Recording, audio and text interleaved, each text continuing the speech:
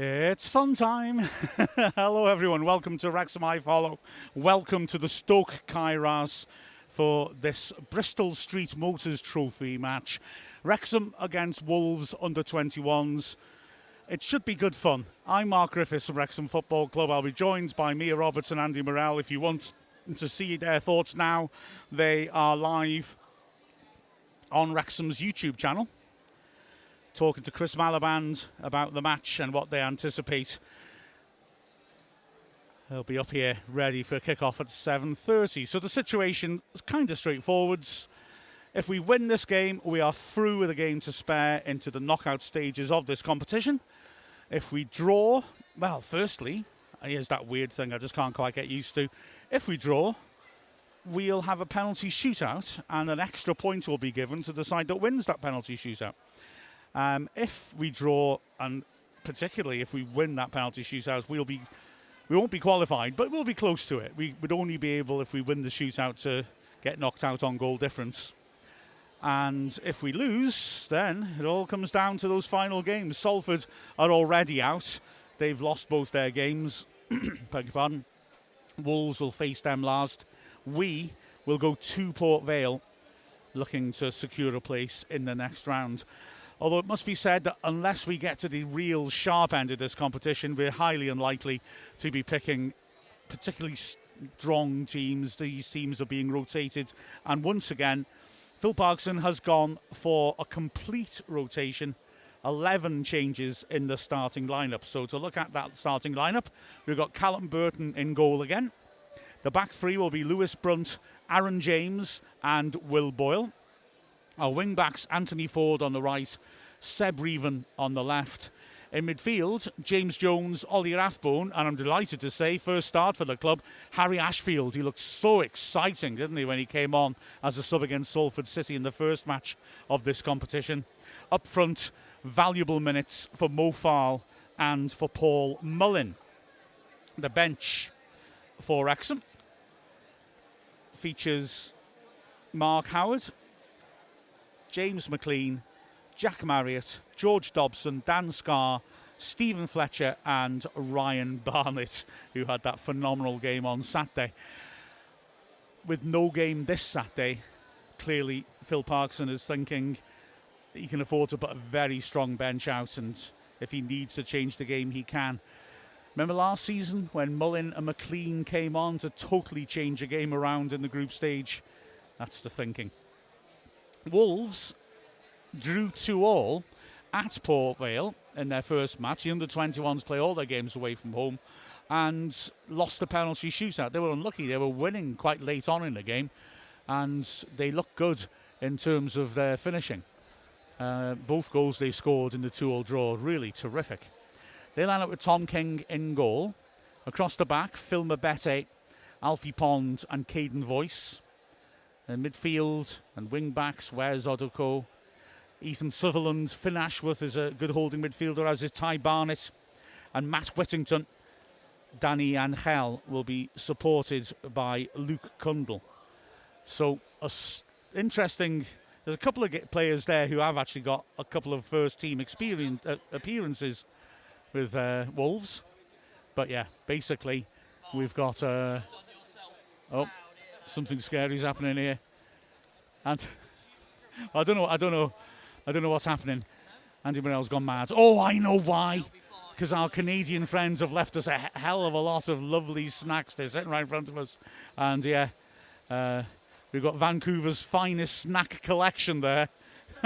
I wondered why Andy was so excited, and now I know. You have surpassed yourself, Mark. Here. Oh, hey, I'm to come up to our seats and be faced with a crispy crunch and some cheesy puff things. Now, I'm told those cheesy things are the very, very best cheesy things, according to our friends down there. I better not have any yet, because I'll have cheese all over me mic and cheese all over my face doing the match day live, so I'll leave them for now. Yeah, that would be a good half-time treat, wouldn't it? Absolutely. But yeah, so Wrexham with a complete rotation. You nearly got the entire team right, didn't you? You were looking to predict their lineup. Dan Scarr spoiled your bet. My full bet of 11, yeah. It was, Dan Scarr in the centre I had. I didn't have Aaron James in. But Aaron James is a good player. I've seen him play one first-team game, so looking forward to seeing him.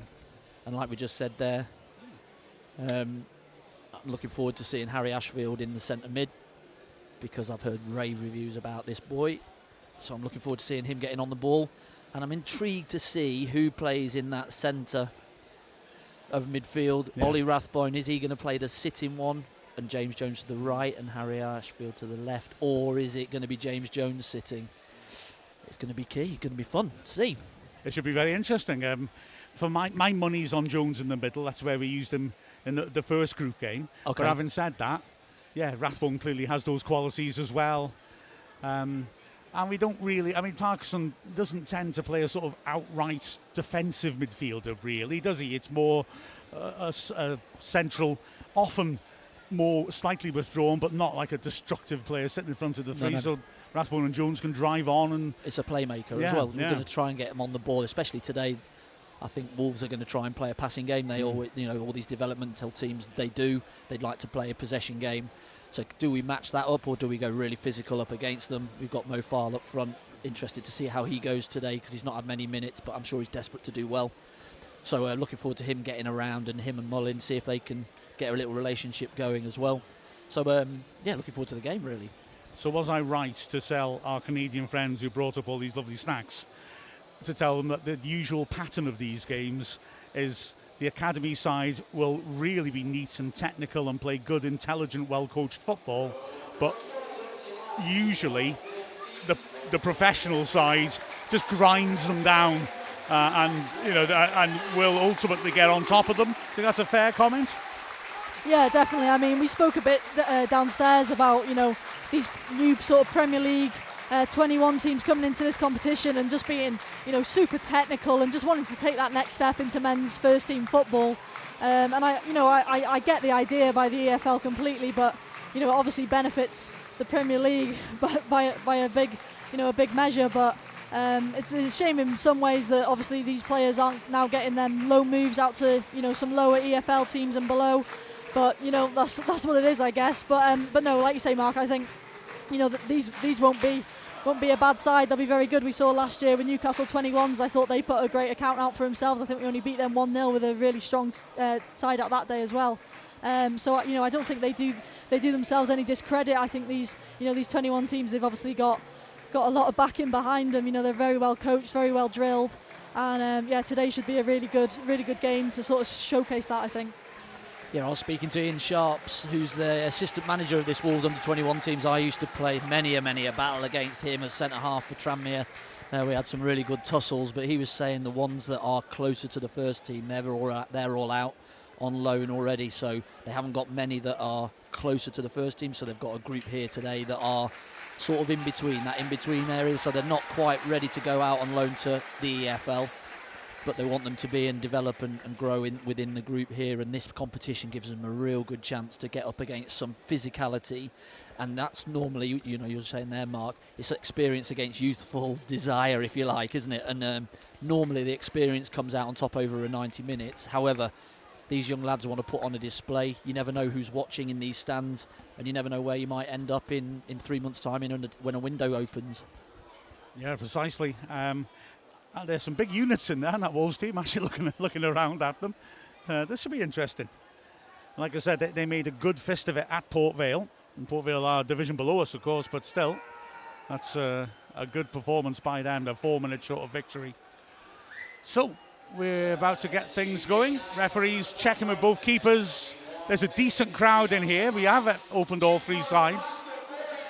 So, Wolves in all old gold kit kick in towards the Stoke Cold Brew Coffee end as we get things underway, and immediately it's a powerful header cleared by Brunt, who, as Andy was suggesting beforehand, is playing in the centre of the back three, and Callum Burton gets a first touch. So we got Farl up front being picked up by Phil Mabete, he's a big lad. He's taller than Farl, looks like. As on the left-hand side, Ashfield, this exciting young talent, put under pressure, holds on to it well. Has he drawn a foul? No. But the ball's given away to Farl. Now Wrexham can build from the back. Little round of applause for Farl after he lays the ball off safely. And now it's Brunt once more, who showed his passing ability when he was brought on as a sub on Saturday. Ashfield, again, put under a bit of pressure, stays calm, feeds the ball back. It looks to be Rathbone in that central position, actually, in the centre of midfield. As Wrexham moving it around to the murmuring of the crowd. Wolves holding a line on the halfway line. Burton tells his centre-backs to get up. He wants to deliver something longer. And he hits it, looking diagonally for Revan, who gets up really well to help it on. Farl's managed to keep it in, but it struck his standing leg, rather. Throw to Wolves. It's going to be Okadua to take it. And he looks around for movement. Ashworth is offering short. In the end, it's thrown to him. It's a strong return ball. Could have done well to find Mabete. And Mullen does well to charge down the clearance to win a throw. And he takes it quickly, looking for Farl in the box. 4 defenders around him straight away. And the ball gets away from him. Good foot in to claim it back on the halfway line by Boyle. It goes out of play. So, yeah, fairly static start, I think I would say. Yeah, it's always going to be a different type of game, especially we're not used to seeing sort of these numbers of crowds. There's still a fair amount here, fair play for a Tuesday night against the 21s team. But yeah, different sort of atmosphere, different sort of build up for today's game. You sort of prepare for it a bit differently than your usual league match. But I think the side we've got out, I know it's a full different 11, but it's still really strong 11, which is just goes to show the quality and depth we now have at this club. Yeah, it's astonishing, isn't it, really? As Wolves nick the ball forwards, well won in the air by Brunt, climbing over his man, and the ball in the end drops back for Boyle. Yeah, the thing, of course, is that this 11 doesn't play often together, and Natcher have looked a bit disjointed as Brunt hits a beautiful ball down the left. Revan now has pulled his man out with him by the corner flag, pulls it back to Ashfield. Chance to cross, he decides not to. They're going to build up. Wolves are dropped off into their box now. Boyle in midfield. Wrexham go back out again to centre circle. Brunt to Aaron James. And Wrexham have James Jones feeding it down the flank. Nice ball for Farl to run on to. Good cut back by him as well. Jones made a great run into the box. He's laid it off instead to Anthony Ford. Ford level the edge of the area. Exchange passes with Farl, but it's an underhit pass by Farl. And Wolves will look to clear. Chip forwards inaccurate. Well read by Aaron James. Anthony Ford again. Switches play nicely. Boyle now. Rutherford's Rathbone takes over. And Wrexham building patiently down the right. Farl once more, forced back into his own half. Holds on to it well. Nice little ball across to Boyle. Ashfield gets it on the halfway line. Helps it on again to Revan. Revan to Rathbone. Wrexham's moving it around. Wolves working hard and tracking their runners as Brunt goes for another killer ball. He's got that one wrong. Straight through to the keeper. Lovely ball that started all that pressure by Brunt, wasn't it? He just looked good with the ball at his feet. Yeah, it was a little fade, wasn't it? A little left to right. If you're a golfer, you just hit it, just drifts just away into that space for Revan to run onto. As Wrexham win the ball from the long clearance, Ashfield laying it back to Boyle. Andy, you have sparked a extruded cheese product debate. Okay, we'll get to that in a moment. Chip over the top's a nice idea looking for Mullen, but Mabete's read it very well, and Sutherland is able to help it on now. Wolves for the first time passing nicely through the thirds until James reads that well and clears. Ball drops kindly for Wolves once more in midfield, and it's picked up by Ashworth, who switches it across. Mabete. Barnett has dropped a little deep on the halfway line. Squares it on for Ashworth, tidy little holding midfielder. Helped on further by Alfie Pond, who has appeared in Wolves' first team. But the ball down the line by Caden Voice is an accurate throw to Wrexham. Yes, A. Fennell says Cheesy Puffs, the real Canadian deal, is Hawkins Cheeses. which those are. So we are. do have the real deal, Mr. Fennell. They are. Oh, I'm so looking forward to that. He didn't look so excited on the pitch at Wembley, did he, when he was celebrating the FA Trophy? He is pond again. Small things, Mark, small things. Fair play. The ball's worked over to the right-hand side. Okudua goes backwards. Mabete now. And they cross the halfway line once more. Barrett driving forwards towards the edge of the day. A good run this, but he was outnumbered in the end. Great lunging tackle by James Jones as Ashworth threatened to pick the ball up 25 yards out. The fans enjoyed that. Now the ball is back in midfield with Wolves, with Kundl. They've got a decent number of these bad 2020s mullets where you actually sort of shave the side of your head in this midfield for Wolves. I assume it's not a tactical move. Mabete drives forwards from the halfway line, lays it off to Barrett. He's tackled well by Rathbone. Only Fowler's ahead of Mullin. Foul, nice first time layoff to Rathbone. He was fouled, ref plays advantage, and as Wolves get back quickly, he gives the free kick. Fowler's getting involved a lot early on, to be fair to him. Yeah, a lot more ball to feet than I thought. I thought he'd be looking up around, bring it down out of the air, but he's dropping deep into those pockets to try and play a little bit more. He's been successful on some, he's been a little bit sloppy on others. He'll just be looking to play himself into the game, really. Oh, as Reven does his man for pace, driving forwards, he's fouled. Well, if that's a sign of things to come for the left-back, Okudua, he's going to be in for an unpleasant evening. I'd feel like that in the poor Northampton left-back, McCarron, against Barnet in the first half. That's right. I'm just looking there. He's not got a sponsor on the front of his shirt. Oh, yeah. So is that because he's under 18? Oh, it could well be, couldn't it? What's the sponsor on Antonio? Looks like a bet company. Ah, that may, isn't it?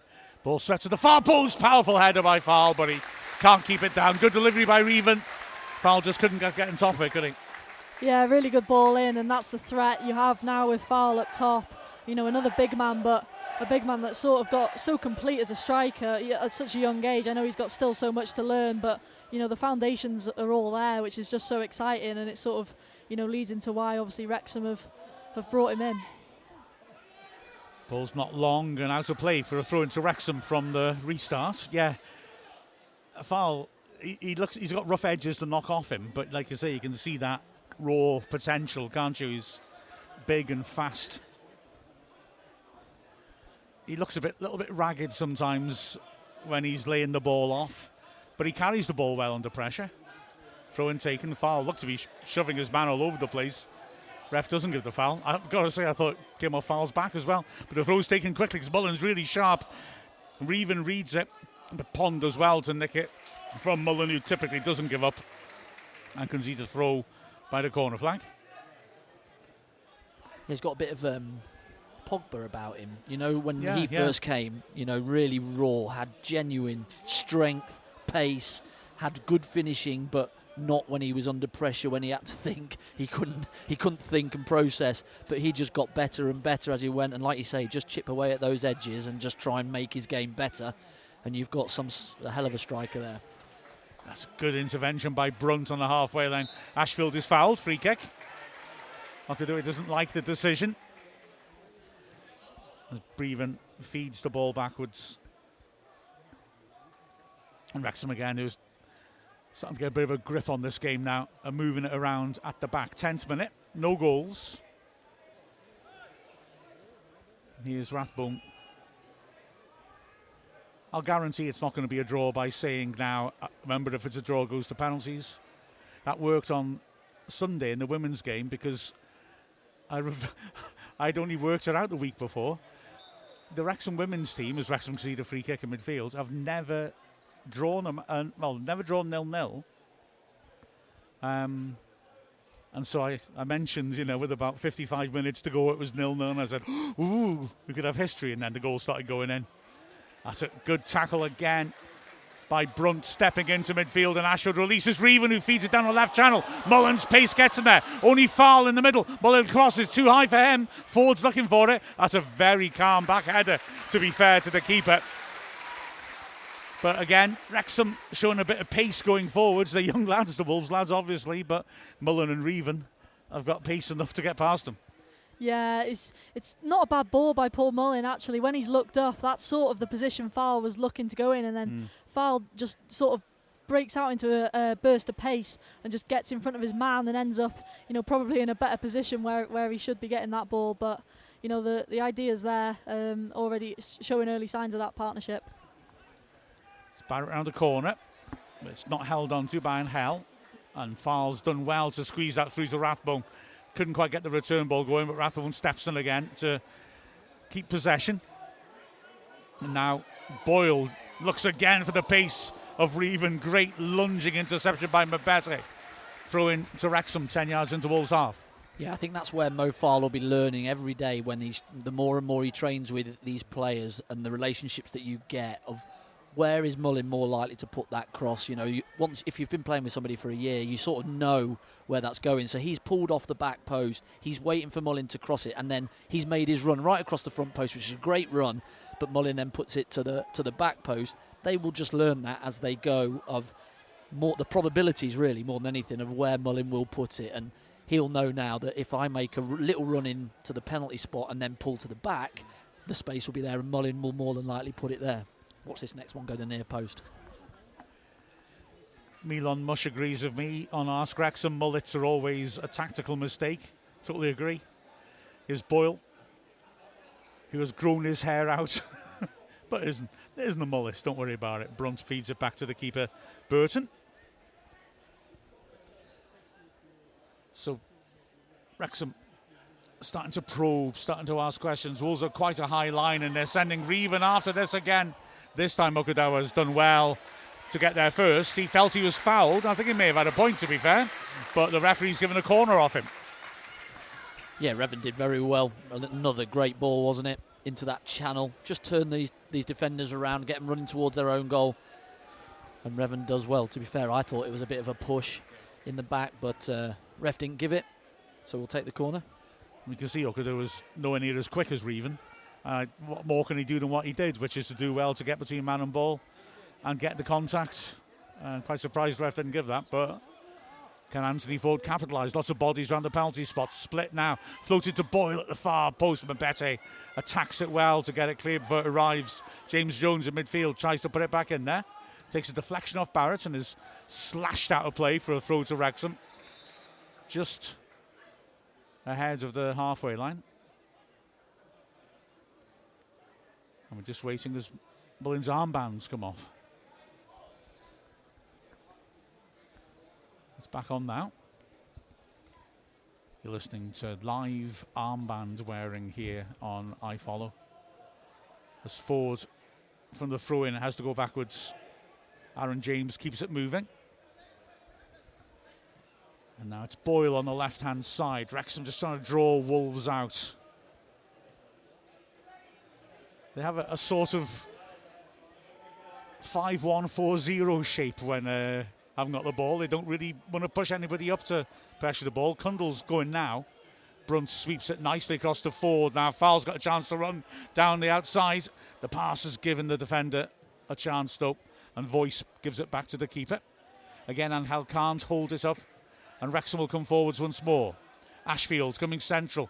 Crowd in the middle of the pitch to get through. Mullin works out wide to James Jones, who chips it over the top nicely for Ford. Ford's first time cross is intercepted though, and it's cleared. Oh no. Heavy contact by Aaron James, concedes a free kick in the Wolves half. But yeah, they're congesting the middle of the pitch, but we seem to be finding pockets of space and passing around them quite well. Well, our joy has been down the sides, hasn't it, in the past few games? Barnett and McLean, especially. Reven having a lot of the ball. Stumble here by Barris and lets Ashfield in. He's got options to his right as he cuts inside. He was clipped, but he carries on, and he tees up James Jones, who hits a shot. Good save by the keeper, and his defenders do their job as Pond gets at the loose ball first. He pushed it back into the goal mouth, but Pond hacked it clear. Great work by Ashfield. Yeah, nice tidy feet, wasn't it? Underneath him, manages to squirm the ball out to Jones, who has a good first touch out of his feet, enables him to have the shot. keeps it low, keeps it on target. Good save by King in goal. Nobody following up for the rebound, and Wolves are able to clear their lines. Here's Boyle now. Wrexham again, building patiently. Long diagonal for Reven. Overhit this time, but the Wrexham fans are enjoying Brunt's attempts to spread play out from the back. Yeah, I think he just left it a bit too late on that one. The run had been made by Fowl in the middle, and he had loads of room, and he just hasn't spotted it quick enough. And then he's obviously tried to force it a bit out wide to Harry Ashfield. Just got it a bit wrong. Rathbone makes it his in the middle of the pitch, heads down the line. Ashfield, can he keep her in? Not quite, no. Unlucky. And after Wrexham, Anthony Chan sends a picture of him and his cat Magic watching Wrexham. And I'm just looking at Magic. He or she's given it a good cheer. I'm quite impressed with the amount of mouth on display, roaring on the Reds. Here at the back now is Pond, who was a sub when we lost 5-0 at Stockport last season. He spent half the season on loan to them, played 6 games. And here he is again, their skipper. I can see he and Barrett have played in the Wolves first team off the bench in cup games. As Wolves, Pond feeds the ball through, but it's a heavy touch. The Spanish player, Dani Angel, is playing up front. He's not getting much service, and it's bouncing off him a little bit when he does. Wrexham go back again to Brunt. Cundle steps up. The Wrexham pass it around him. Ashfield dropping off again. He's doing that Elliot Lee thing, dropping into the space that the high up left back leaves behind to try and get a bit of room to make play. And now here's Boyle. Wrexham patient. Reven's dropped off now to the halfway line. Feeds it down line. Nice ball to Ashfield. Can't quite keep it in. Good pressure from Mbete. Mbete looks to have good instincts for a centre-back to me. He's sort of reading danger, isn't he? Yeah, he's going really tight as well, isn't he? You're talking about Revan and Ashfield. They've swapping positions. Every time the ball comes out to Boyle, Revan goes in, Harry Ashfield comes outside. Can they rotate, get that timing right to put the defences in uncertainty and then try and capitalise on that overload out there? There's a poor touch in midfield and Wrexham is snarling around the ball. James Jones putting pressure on, forces the back pass. Foul will get after that, but the Welsh keeper King launches it long and it's intercepted by Aaron James.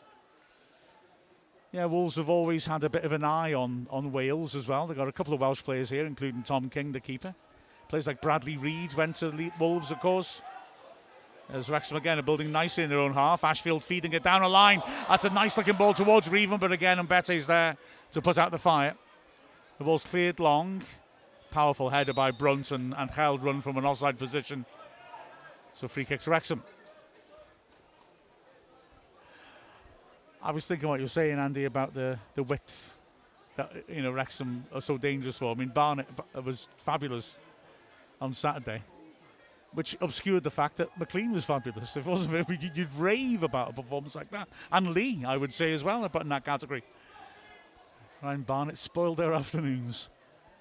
It was virtually the perfect performance by a wing-back. He was absolutely imperious going forwards. Like, his crosses were on the money, bar the first one, but didn't put him off. But then the rest was just beautiful. And then 1v1 defending. Fowl's going to shout for a penalty there, but he doesn't really make it very convincingly. It was a horrible ball to defend by Brunt. He just put a load of action on it, launched it up in the air behind the defence. Odegaard did well to deal with it, but only lifted it up in the air.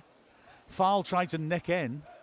I think his arm was pulled, but not enough, I suppose, to be a penalty. Like I say, Fowl didn't ask for it. I think that's probably a good indicator. Betty's getting some animated advice from his coach, Jamie Collins. As Wrexham again looks to put a bit of pressure on the ball. Just force Wolves to pass back again. It's dropped kindly for him this time, though. Cundle's trying to get on the end of it. Well read by Rathbone. Now there's a lot of space in. It's switched over to the right by Brunt this time. There was a lot of space in the other direction, but the angle wasn't really ever into play, and Reven was quite deep. So he went the other way, and forwards won a throw by the corner flag. I think that was Boyle on his left foot. Beg your pardon. Yeah, I think he stepped in and hit that the diag. Certainly something that they've looked at is both wing-backs right up high and wide. And can you go off the ball back into a centre-half, a touch? Can you make that run in behind? Because Wolves are playing a relatively high line. Can you be the one that goes in? Because if the strikers go, they may go early and be offside. So can the wing-backs come from a little bit deeper and then go in behind? Well, Wrexham won a free kick in a good position, about 25 yards out on the right flank. Ford is on it. Wolves send everybody back to defend and hold a line on the edge of the box. One player wall, negotiating his position with King, the keeper. So Ford gets the go ahead. He signals, steps up right-footed, sweeps a lovely ball in, and Brunt just had to score. His first goal for Wrexham, but what beautiful delivery. Brunt, unmarked, 6 yards out, just had to side foot volley it past the stranded keeper. That's a quality ball in by Ford, isn't it? Yeah, how many times are we going to talk about the quality of our wing backs? I mean, you know, it's a good finish in the end from Lewis Brunt, but it's on a plate for him. Great ball in by Anthony Ford, just the perfect sort of weight on it. And yeah, Lewis Brunt just has to get that connection, and it's going to find the back of the net.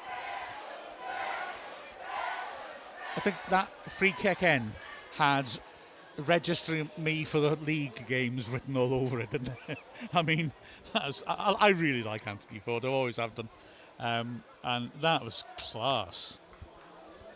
Well, it's just right in that corridor in between centre halves and goalkeeper. And he's inside the 6-yard box as well, isn't he, when he volleys it?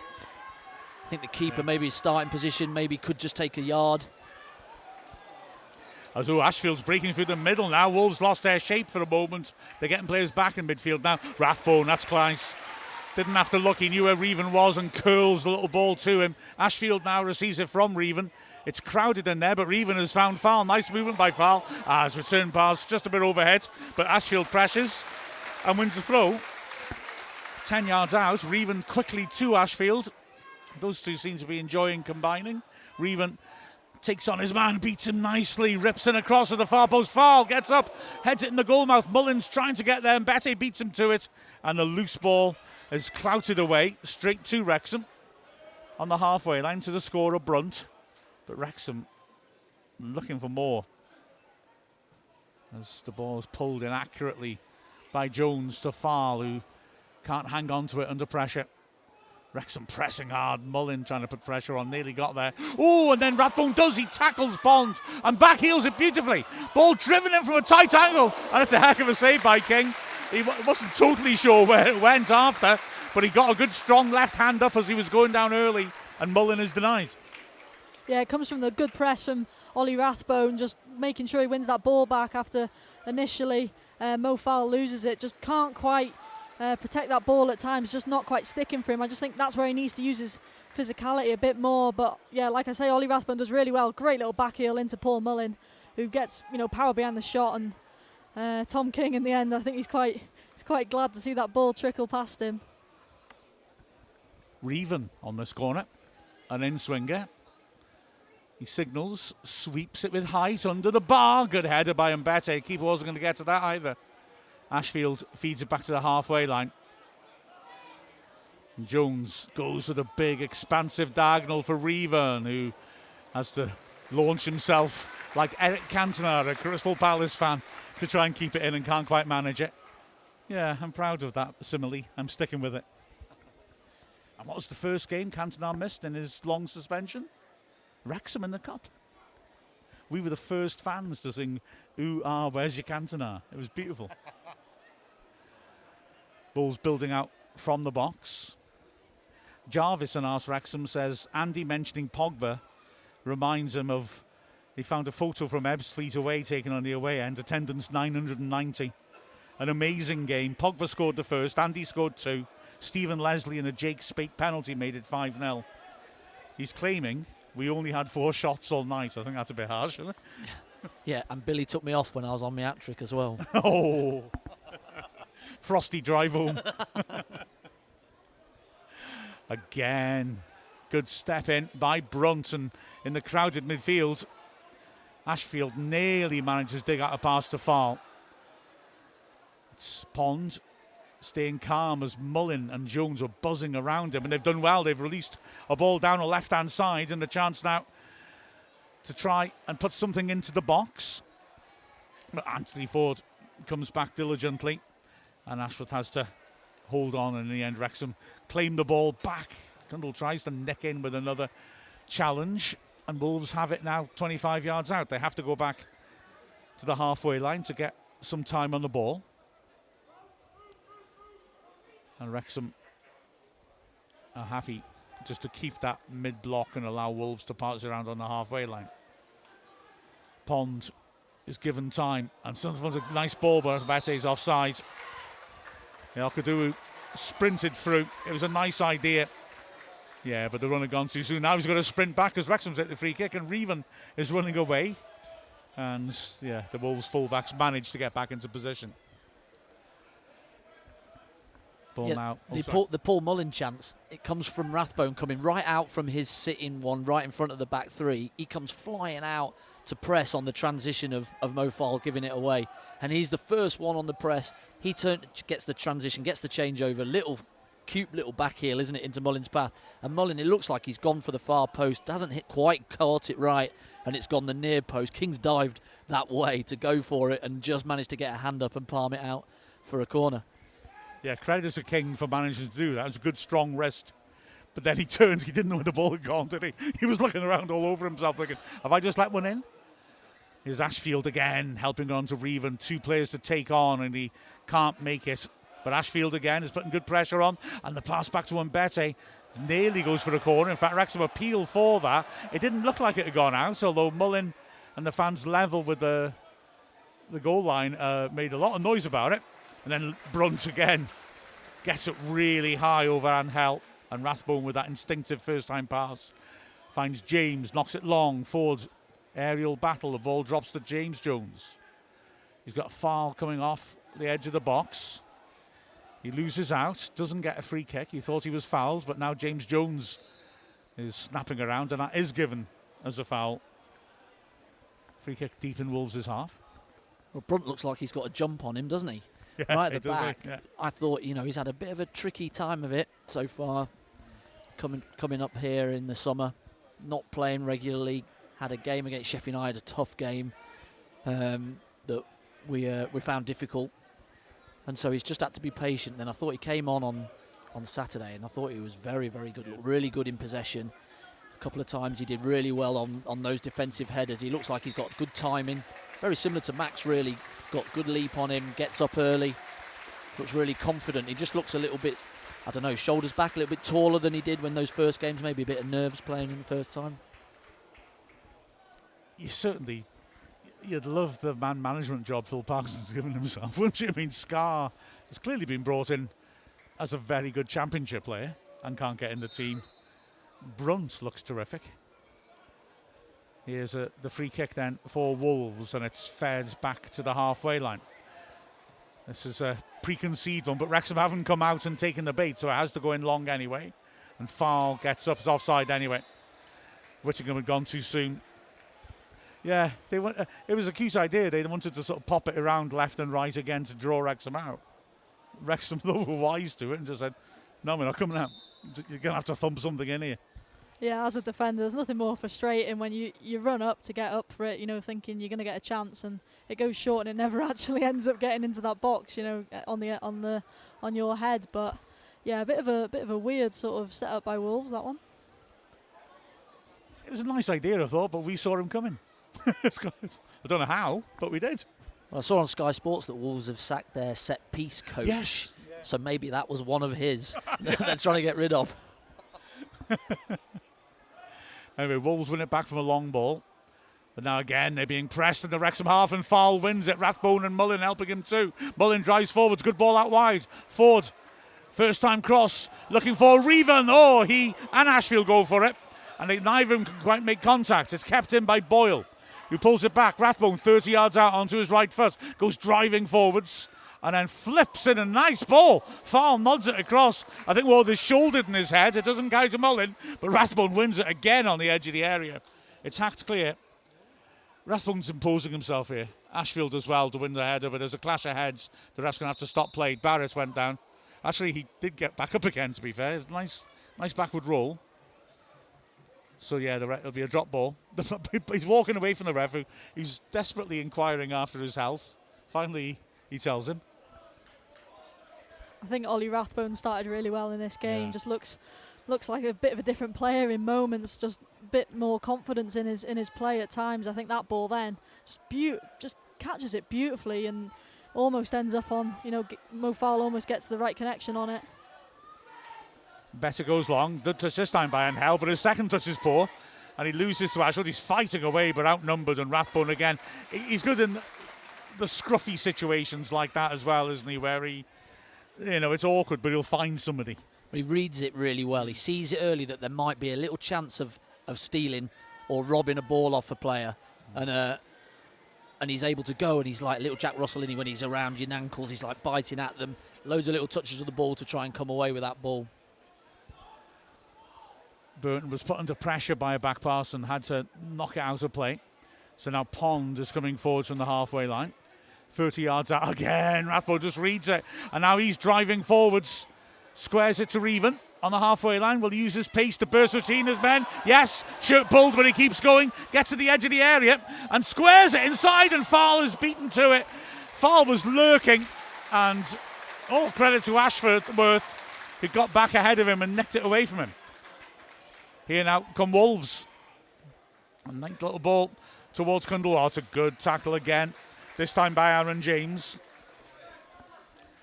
And Ashfield now will try and start something.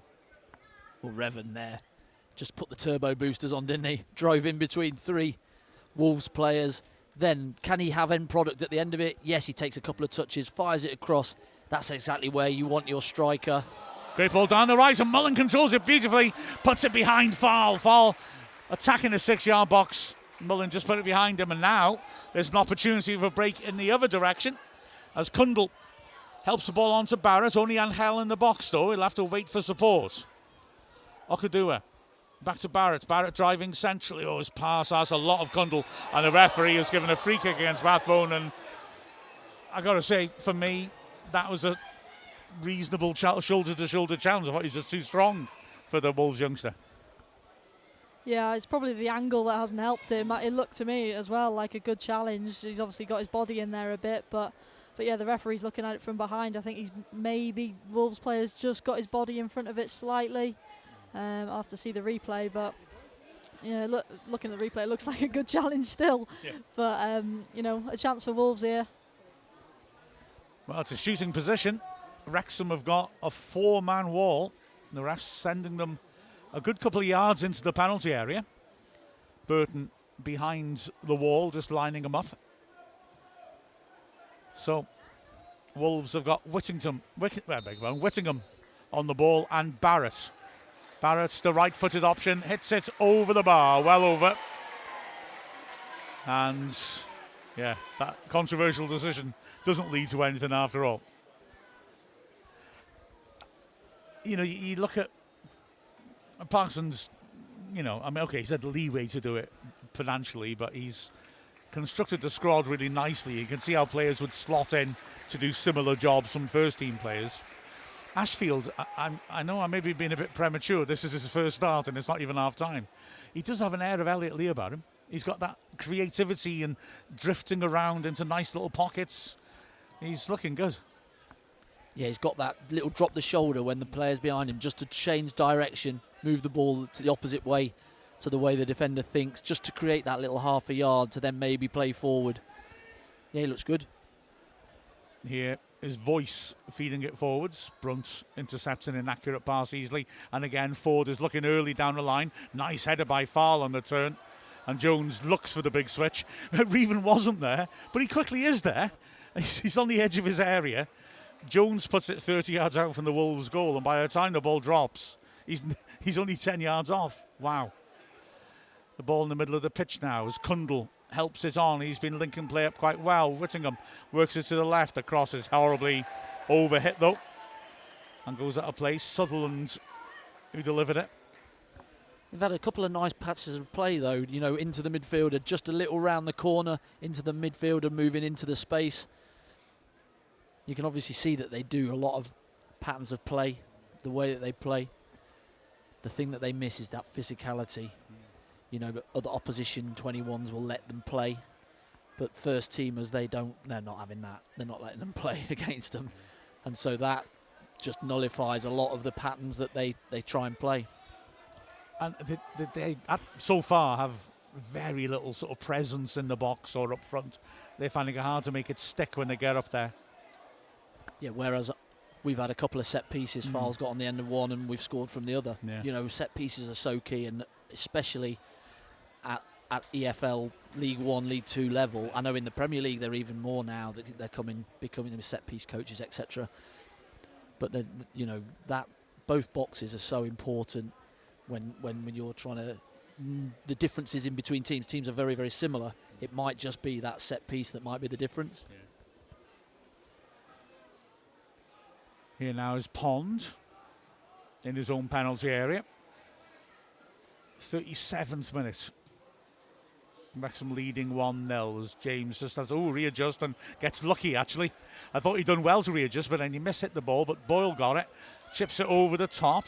Mullen will be beaten to it because of deflection favours Mbete, who feeds it back to his keeper, King. Pond now, deep in his own half. Looking long and diagonal. It's brought down really well, to be fair, by Sutherland. And he hooks it on, and Hal looking to find Cundle. Rathbone too strong for him. Ref allows that shoulder-to-shoulder contact, and Ford dinks over the top. Mullen is on the chase, he's onside. He's got a chance to lob the keeper. He hits it and scores! Paul Mullen's second goal of the season. Lovely ball by Ford after Rathbone again winning the loose ball. It's just exquisite movement by Paul Mullen. He's level, he's stood next to the centre half, and what he does, he just takes 2 steps back as he sees Ford get his eyes up, and then he just pulls off the back of him and runs in behind him. He can't see him where he is, and then his first touch is brilliant. He sees the keeper coming in no man's land, and have you got the quality to put it over the keeper and into the net? Of course he has, and into the goal, 2-0. No, and he makes it look so easy. I mean, he's going at speed as well, and you know, with that finish, Andy, I'm sure you'll comment, that's not easy to do. The height he gets on it as well, you know, full quality just in that itself. And yeah, the run is special. We're sort of seeing week by week. We touched on it before, him getting, you know, back to his 100% fit self, and that's another sign of things to hopefully come. Yeah, when you're going at pace, when you're running, when you get into those situations, you have to then ice cool, slow down, and then just execute the finish that you've decided on and have that end product. And he's done exactly that, because his first touch is really good off his sort of waist stomach, just drops it in front and sees it bounce up. He knows exactly what he wants to do. Can you execute it? Yes, he can.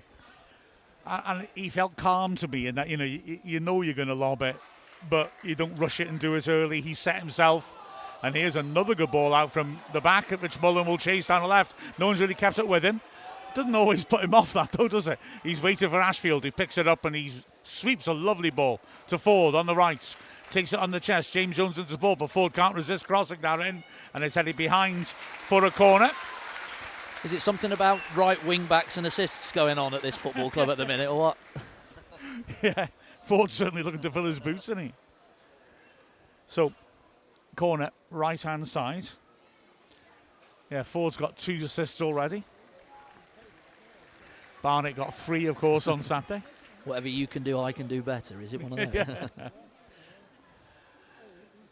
And now here's Reevan trying to join the party. Oh, McLean got 1 on Saturday as well, didn't he? So now here's Reevan's chance to match that. Massive crowd in the box. Reevan signals with both arms this time. Sweeps beyond the far post and seen a foul in the goal mouth to ref. You do well to see a foul in there, all the bodies in there. Well, we've seen that corner before though, haven't we? Mullen right in the pack. He pulls out, he finds a way out, he gets his man blocked, he comes around the back and then he heads it back across. They've done it so many times, haven't they, Wrexham? It's one of their favourites and it's been worked so well. And the shame is, I'm not saying there wasn't a push in the goal mouth, you couldn't really see in there, but Reevan had delivered it beautifully. Mullen had stepped off and found space and was going to plant it back in. A shame that for Wrexham. As a bit of a sloppy pass back to Voice. He feeds it onto the halfway line, and then it's a free kick conceded by James Jones. on the halfway line. Got 4.5 minutes left of the first half. And Betty. The ball worked across to Voice on the left-hand side. He crosses the halfway line. It's all quite congested in there. As Rathbone and Jones come across to cover. And Wolves go back to the halfway line again. Hard to see the angles to pass through this Wrexham shape. They've switched it. That's the best idea. Barrett now on the right, just stretching Wrexham. Ashfield comes across to him. Feeds to the feet of Angel again. It's just not sticking for him. Reven jinks past one. Great tackle on him by Barrett rather. He wins it back. Comes inside. Takes a bit of a spectacular dive. Ref not interested. Ball helped on to Cundle. He could hit this on the left-hand side. Instead, he lays the ball off wide. Sutherland sweeps it in. Good header away by Boyle. And then a bit further by Rathbone. The ball's picked up in midfield. Mbete now. Foul trying to block him off. Mbete can switch perhaps, but goes backwards and protects possession instead. And Wrexham have Mullen chasing a back pass. And then Sutherland, nearly lost it. Rathbone again reading the danger, putting him under pressure, and his misplaced pass nearly reached foul. It's good experience for Wolves to keep trying to pass out from the back, frankly, because they're coming up against a real quality press here as James Jones intercepts and finds Mullen. Back into midfield, Rathbone keeps it moving. Boyle joins in now. Reven's outside him, instead he feeds down the middle. That's overhit. He wanted Ashfield, who might have chased it if he'd realised that King really wasn't interested in coming out off his line, but as he didn't, King got away with it. And now has the ball in his hands. Yeah, Rathbone on the sniff again, wasn't he? He reads that they want to play out. They don't want to go long, what some teams are like. They want to play, and that's how they are taught at this level. So he sniffs that it's going to go into that centre midfielder, that sitting centre mid. So he's off on run. 10 yards away, he's then 1 yard away, ready to nibble and nick it.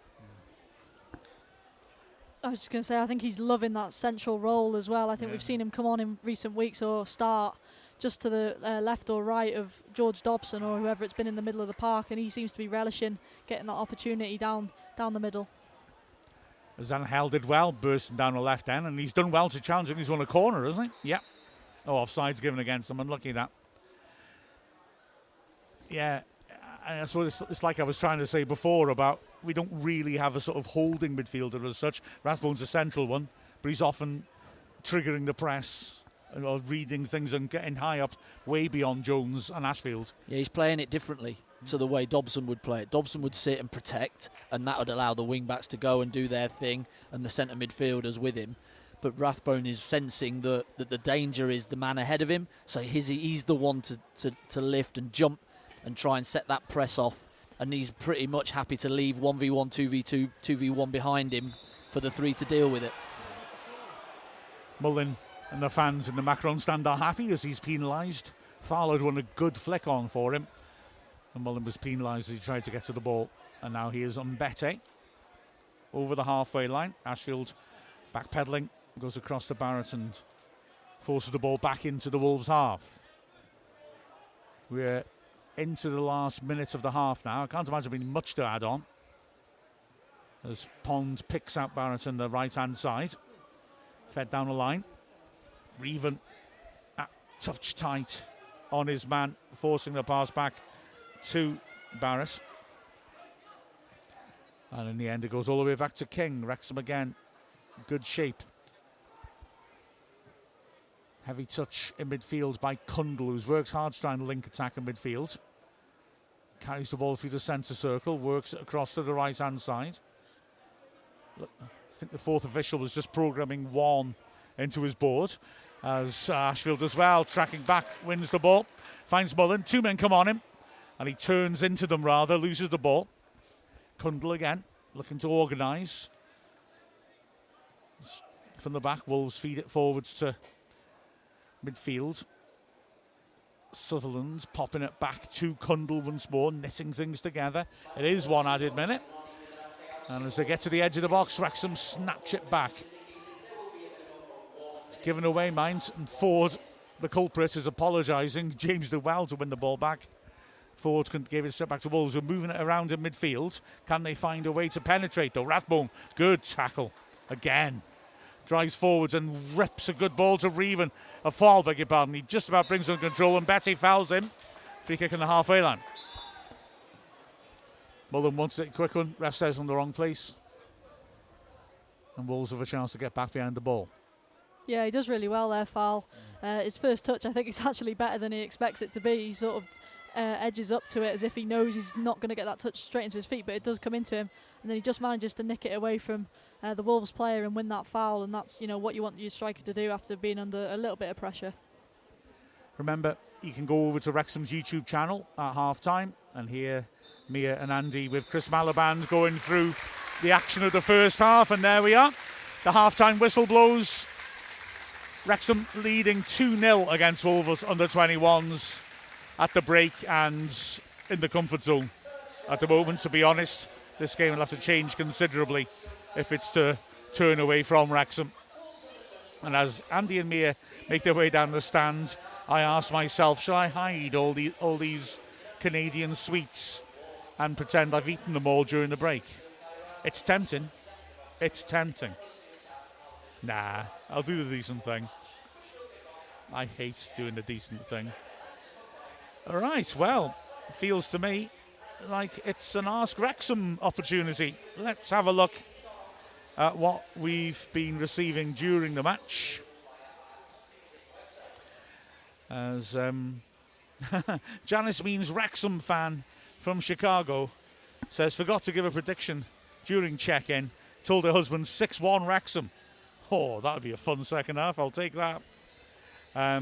Dave now, right. Is the small crowd due in part to the under-21s? Also, are the under-21s added to this for the Premier money? Right. This is a long, convoluted story. I need to just set myself here to make sure I remember what it is. Basically, pardon me for a second. Sorry, my headphones fell off. Klausy, it just shows, I got an oddly shaped head. I was a cesarean, so I've got a funny shaped head. There's no other effect on me except when I leave a room, I grow out through the window. Anyway, Dave, good point. Is the small crowds due to the under-21s? I don't think particularly. I think, the main thing is you don't get big crowds for this competition. And the crowds that we've been getting are fantastic and are comfortably the best that we've ever been getting. Teams, look at what Phil Barkston's doing. Teams don't tend to pick strong sides until they look like they're actually in the latter stages and can get to Wembley and win the thing. And I guess fans have the same attitudes. This is a little bit of a day off and money's tight. And also season tickets don't cover the cup matches. So it's a great opportunity for people who can't get to the games to come. But everyone knows we're going to pick a completely rotated team. And so, basically, people make decisions, based on those circumstances. I thought it was possible the postponement on Saturday, the Lincoln game, might add a little bit. The other thing is, I see what you mean. I find the under-21s quite intriguing. I'm more interested in watching a Premier Teams under-21 side in terms of looking at the quality on the pitch than I would be, say, watching, as we saw in the first game in this tournament, Salford's sort of backup team pretty much. There's going to be an element of that. The reason they're in, you're saying adding it for the Premier money, it's not so much that. For a while now, the big Premier League teams have been agitating, saying they want their players to get an opportunity to play against physical professionals, which, is fair enough. The problem is their ideas for doing that were things like forcing the Football League to accept these under-21 teams in the leagues, which is an utterly abhorrent idea, I think, to any traditional football fan. I count myself amongst them in this debate. It wouldn't be unique. In fact, it's fairly common in Europe to have under-21 teams or reserve teams, if you will, playing in the lower divisions. It's something that's not really fully understood in Britain, I feel. And so, this idea that if you yeah, the idea was floated of like expanding the Football League by another 20 teams or so, and then having a sort of League 3, which would be initially half of the 21 teams from the Premier League and then half, like the top half of the National League. It didn't happen. The Premier League teams wanting these young sides to be playing week in, week out against stiffer opposition weren't happy, but were satisfied with the sop of your under 21s can play in this competition. There's been a lot of complaints and objections from Football League fans about them being allowed into this competition. Personally, if it wards off the idea of under 21s playing in the league, I'm very happy with it.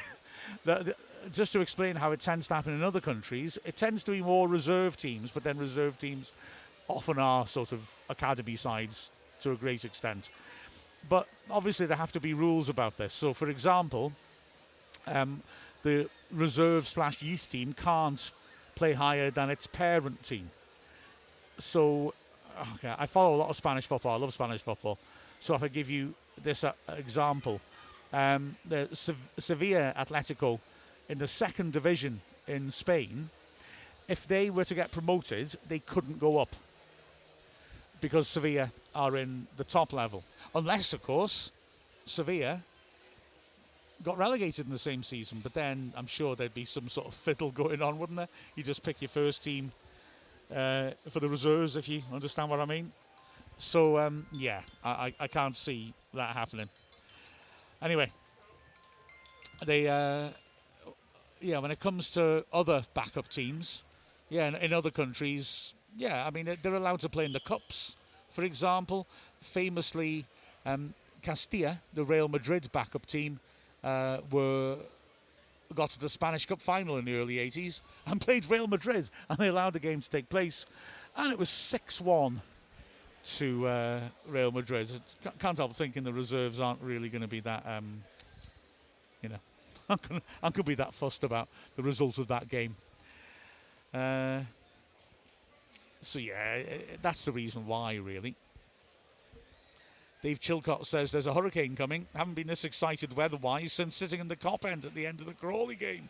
Well, yeah, that was an experience, wasn't it? I'll say. It was wet at Aberystwyth yesterday as well, I'll tell you. But yeah, it's been wet today, although not during the game. It was pouring down this afternoon. The pitch looks really lush. I think the ground staff have done a really good job to get it looking like it does here. There's a little bit of prodding and drainage holes being made, but not too much. They've done brilliantly because it battered down this afternoon, I tell you. John Craig says Rutherford's looking sharp. He could be key with Evans out for an extended period. Absolutely. I mean, let's be honest. He's another of these players. We brought Rutherford in to be an upgrade. Rutherford's a good quality championship player. But he's not been able to get in because we're playing so well. But he's a smashing player, isn't he? He really is good. And I'm sure he will show more this season. Leon Bernard says, much calmer performance from Mullin. That goal was excellent. Impressive displays from Brunt, Rathbone and Ford. Reevan's pace was unbelievable. Yeah, there's a lot of good performances out there. Graham Jones saying Brunt looks imperious in the centre. He's pinging the ball around like Pirlo, isn't he? He's really this wonderful ball, spreading them out to the flanks. And I agree. Ford's done really well, 2 assists. Reevan's threatening down the left. I think Ashfield looks very impressive too. No, it's nice to see players looking lively like this. And Farl as well, I think, looks a bit sharper than in that first match. Jarvis says enjoyable first half. Yeah, I'm sure Red Star's delighted. Let's see, which other questions? Yeah, Ben Parker describing the goal. Vintage Moles. Beautiful stuff. Matt, Wrexham AFC, saying, yeah, class finish by Mullin. Absolutely brilliant. Beefy QP Wrexham, cool, calm and collected. Yeah. I think you all enjoyed that, didn't you? Yeah, good to see Mullin getting back into the swing of things. Oh, I'll have to have a go though at our social media team. They put the tweet out for the goal. Paul Mullin with a delightful chip. That's a lob. Oh, it's a very different thing. When I was a kid, people talked about lofting the ball. That seems to have gone out of the football vocabulary. Man, I feel old. It's definitely a lob, that. It's not a chip. Thank you very a chip much. is off the floor. Exactly. Yeah. Goes up. A lob is a bouncing ball. Bump. The chip, you've got to be digging your toe into the bottom of the ball and into the Correct. ground and getting that lovely spin when it goes up and then drops down. As if I've ever managed to do a proper chip in my life. I could barely clear the penalty area from goal kicks, mate. Oh, so an interesting piece of warming up I'd never seen before at Aberystwyth on Sunday, which was the Aberystwyth keeper practicing goal kicks by taking them backwards. So putting the ball on the line and then running from the edge of the box and smashing them into the net. And I'd never seen that before. And I thought, that's quite innovative. So my gut feeling was, okay, maybe not that great on goal kicks if you have to, because you really went through a lot of them, but actually distribution with their feet was excellent. So I don't know, it wasn't that. Just had nobody to fetch it if she kicked it the other way. It's like a golf net. Just Same, practicing a swing. yeah. Right. That was a good idea, I thought. Wish I'd thought of it years ago. Yeah, there was a goalie coach with her, but he clearly was like, I'm not fetching anything. You had no nets, though. So yeah, okay. Fair comment. Yeah. Yeah, just looking through his old Jarvis saying, Super Paul Mullen's so good at those finishes. Now, Matt, Wrexham FC, I might argue with you, Matt, here. Says, Farr looks afraid to make a mistake. Would love to see him get a goal. I think that little confidence boost would really help him. Looks like Mullen's really trying to get him involved. Hopefully he can finish. I totally agree about the boost the goal gives you, 100%. I don't know that he's looked afraid to make a mistake, though. He's lost the ball sometimes because he's trying that difficult pass, I feel. Yeah, well, he's certainly not hiding because he's coming to feet. He's trying to get in that pocket. Yes, his touch hasn't been quite on point. He's given it away a couple of times, but he's still going back for more. And he's still looking. So for me, that's not hiding. That is to try and get involved and link play. That's part of probably his game.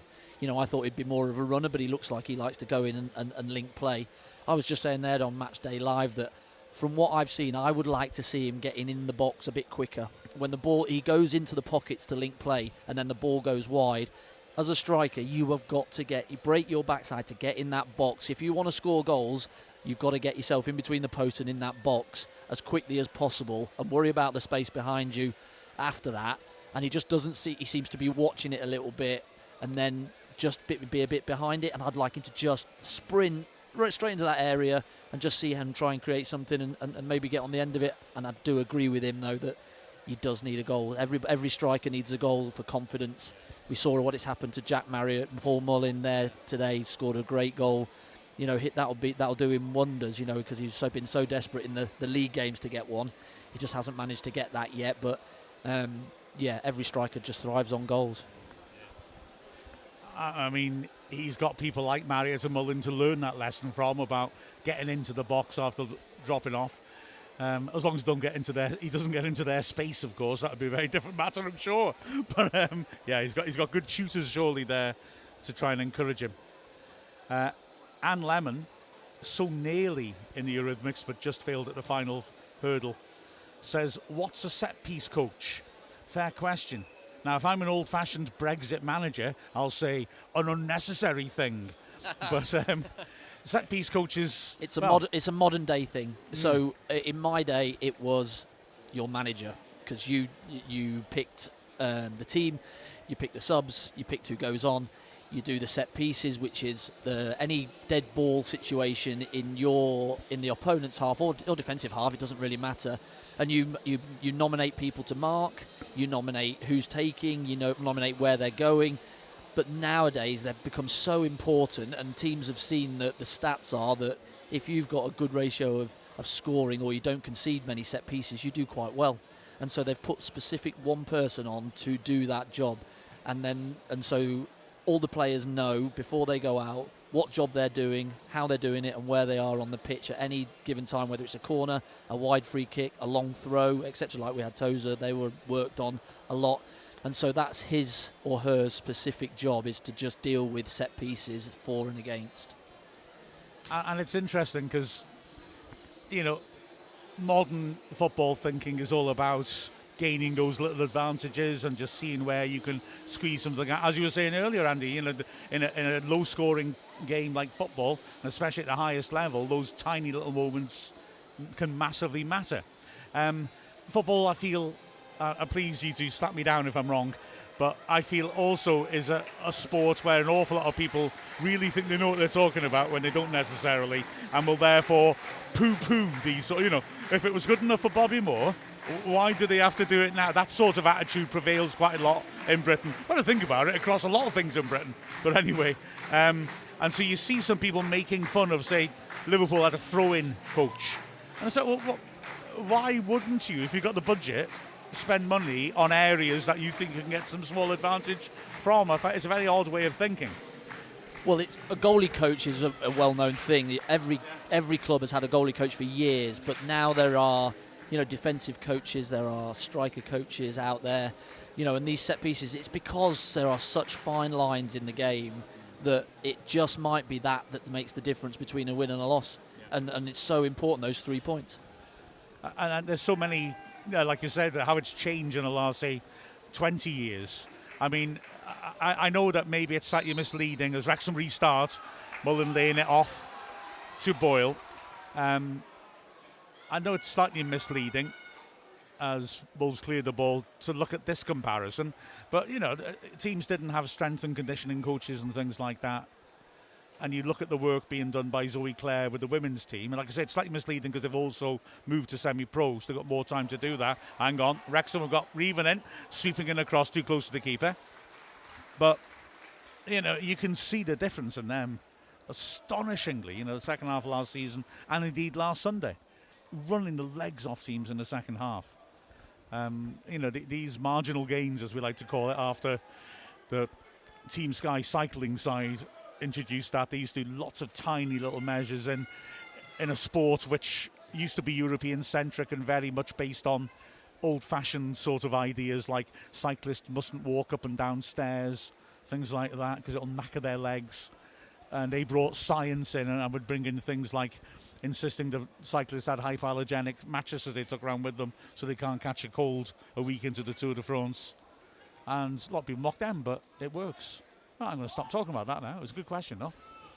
Long ball over the top by James, and it's an awkward bounce, and Mullen loves the awkward bounce, doesn't he? He's created a loose ball, and Rathbone nips in and is caught, and that'll be a free kick on the corner of the box. The referee isn't going to his pocket. I've got to say, that's a yellow, and hello, as we take a quick one, but it's not quick enough, so the ref says, no. I was sorting the wall out and everything. Try again. But yeah, free kick, definite foul. Bit lucky to get away with that one. Yeah, definitely. I think, you know, in a more competitive sort of game, you're looking at your league fixtures, I think that's a definite yellow, like you say, Mark. But again, it comes from Ollie Rathbone on that press. Just, you know, just causing an absolute headache for Wolves players, just not giving them an inch to breathe, really. And he's done that so well in this game, and I just really hope he can continue to do that going forward. So Ford looking for his third assist. Signals, sweeps it into the far post. Good header behind by Mbete for the corner. Boyle was lurking. Yeah, it's like a bull in a china shop, isn't he?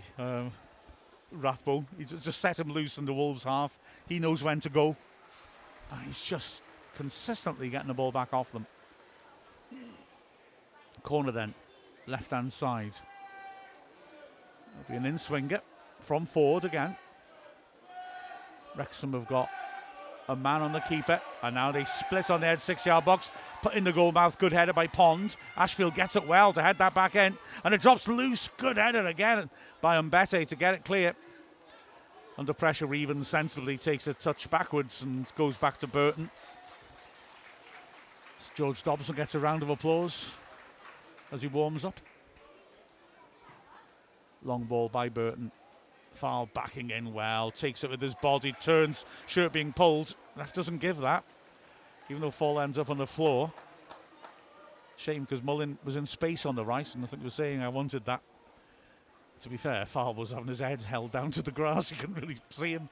Here is James now on the right hand side. James Jones feeding it down the line. I think well intercepted. Just under hit that. And the ball's dinked up towards Angel, who again gets nothing out of Aaron James.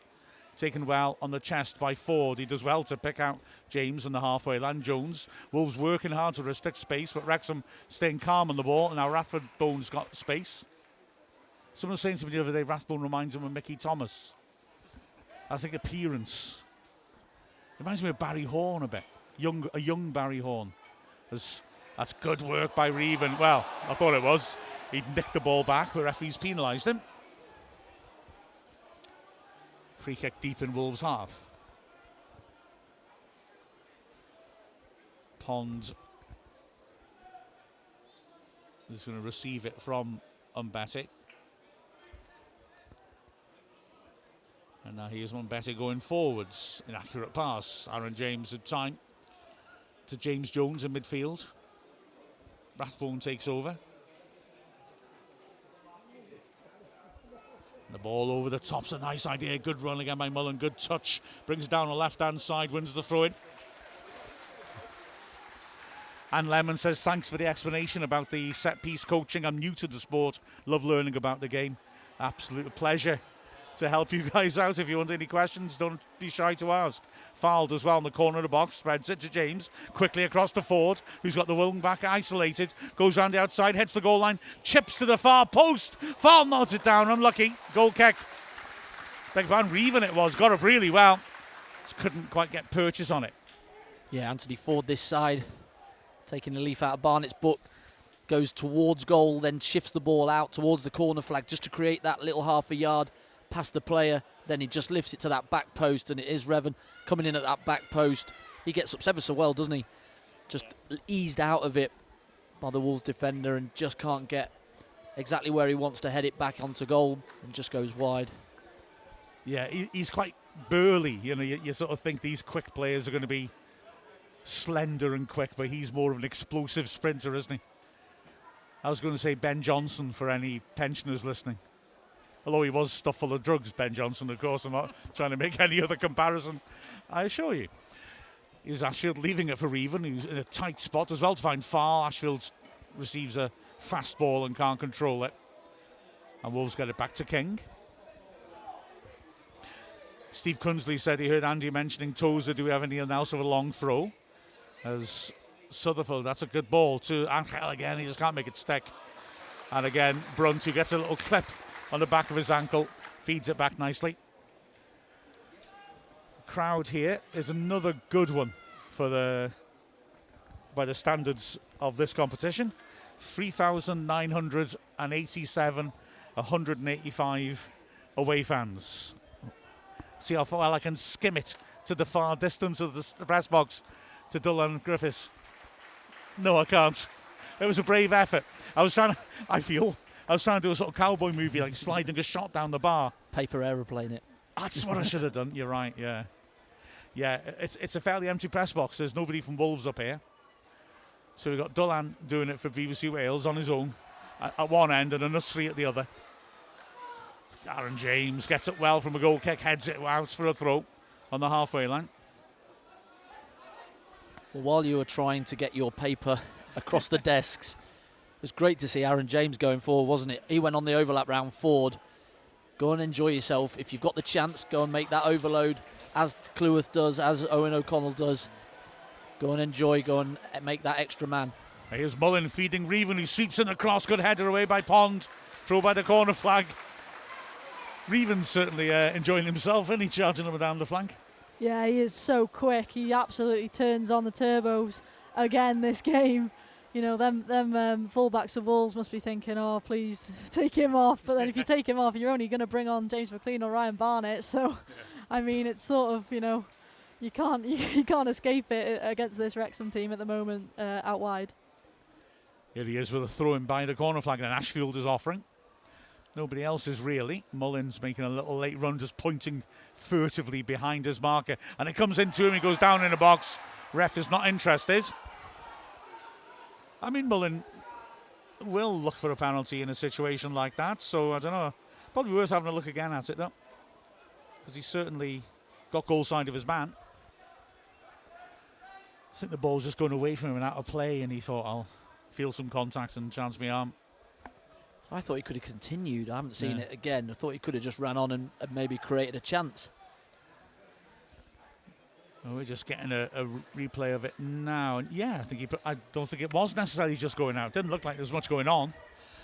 He turned him better. He had his hands up quite early to suggest he wasn't making contact. I think maybe a little bit of contact with his hands early on. Not really enough, I wouldn't have thought. Ooh, dangerous ball out from the back by Wrexham, but Ashfield drops his shoulder and beats his man beautifully. He tidies it up back to Brunt, who quickly moves it on. Aaron James. Wrexham in their own half and looking comfortable. There's James Jones now. Just moving it on. Wrexham happy. As foul goes over the top, Brunt switches it beautifully towards Reven. Oh, unlucky Reven. Had to try and keep it in with his head. Couldn't get enough on it, thrown to Wolves. Nice to see Fowl making that run down the middle as well, just looking to make something happen. Brunt, another terrific header. Ashfield drifts inside and looks for an expansive switch and nails it. Ford now has got his man isolated once more, goes around the outside once more. He's got James Jones tearing around the outside of him, uses him as a dummy, cuts inside. James Jones still out there, he feeds him. Now Jones has got 2 men, 3 men in the box. Mullins charging in there, it doesn't come in. And now Aaron James is joining in, and he wins a corner. When Mullins made that run into the 6-yard box, that felt like when to try and deliver it though. He'd found space, hadn't he? Corner right hand side. Reven jogs across to take it. Next we've got Aaron James up on the keeper again. Short option is on, hasn't been picked up. Someone spots now that Ford has crept up there. Here comes the corner. Swung into the near post and foul, heads it across the face. And it just won't go in for him. Wolves clear it. It was blocked by someone in the 6-yard box, but yeah, just off target. Yeah, just on first glance, he makes a really good run across that sort of front post area. Revan finds him really nicely with the ball in. Now here's a ball forwards, and Fowl picks up nicely on the edge of the box. On his left foot, the crowd screaming at him to shoot. But he's on his left foot, didn't fancy it. And so Wrexham continue to attack with Ford on the right. Ford swings it in. 2 defenders go for it. Falls for foul. Wow! Now he's got his first goal for Wrexham. And what a way to get it. A brilliant scissors kick from 6 yards out. The crowd screaming at him to shoot. They seem as desperate as him to score. And he obliged eventually. Great goal. Yeah, brilliant technique. What a way to mark your first goal for Wrexham. He obviously got one at this ground last year for Doncaster and must have liked the feel of it, so he's come back to try and get some more, and he gets one in style there. He's just off that corner. We said it was a chance. I'm not actually sure if he got contact on that initial header, but does so well on that volley. I don't know how it ends up towards him though. I think a Wolves player tries to clear it, gets it all wrong and hooks it up. If it had come off a Wrexham player, he's probably offside, but then it's awkward and you're thinking, how's he gonna score from that? It's back to play, back to goalkeeper, but he's let it drop over the shoulder, hooked it, great contact and underneath the keeper for 3. I mean, we were talking before about whether he's lacking confidence. Well, I'd argue when you're on your own 6 yards out and you choose that finish, you must have a bit of confidence going on. Yeah, I think it's Pond, I think he made a real hash of the clearance. And Mbete did clatter into him, but Pond had already made contact on it. I think it was just a really poor contact. He just helped it into the 6-yard box, and yeah, foul standing miles offside, but you can't be offside if the opponent passes to you. And he took the high road. That was a great finish. Yeah, it's the sort of one we're used to seeing Stephen Fletcher pull off a few times. Yeah. Definitely one he's been probably learning off him a bit, but he's took it so well. Fair play to him. Great Galton. Foul is up and running. And I think Phil Parkson will be quite happy with this. Mullins got another. Foul's up and running. Here's a cross by Wolves to the far post. Nodded down towards goal, and Burton, that's his first save, but if you can call it a save. It just went gently up at him, the header from Sutherland, and Wrexham start again from the back. Here's Reven. Knocking it long. Mullen looking to get him behind, barging Bond. Bond did well to stay strong, but That's unlucky for James Jones. He intercepted well, couldn't get the early pass off properly. Here's Anthony Ford now, nodding it inside to Rathbone. Cute. Just helps it round the corner to James Jones. The fans are enjoying this. And they're enjoying Rathbone showing what he's got. Here's Jones again, standing that diagonal once more for Reven, and that has to be headed out of play by Okudo for a throw, taken quickly. Here's Farl again, dropping off. Keeps hold of possession. Rathbone switching it across to the right. James feeds forward and goes on himself. Wrexham working it around the midfield. James has stayed up to stretch play. Brunt to Jones on the right flank. James is asking for it behind the defence. Mullen sees him but overhits it. The right idea, just overdid it. But I'm glad to see Mullen looking to, try those things as well. I mean, he's going to feel really up to speed if he nails a couple of those passes. Yeah, I think they should be enjoying themselves now. 3-0 up, comfortable, not really been tested. I think if Phil Parkinson would have liked a night, and after 60 minutes he'd have put Mullen down for a goal, Mo Farl down for a goal, clean sheet, and no real troubles, no real injuries so far, he'll be delighted so far. But the way that Wrexham have gone about their business today, very, very impressive, because these games, for the lads that aren't playing regularly, are quite tough, because your mentality is, I've got to play well to have a chance of getting back in this first team. We're playing an average team coming to us, so it's not one that you automatically get up for. So really, I think these games are a mental one of between the ears. Right, I'm going to do my job to the best of my ability. I'm going to try hard. Doesn't matter who I'm playing against. I'm just going to go and do my job. And certainly every player out there has done that today.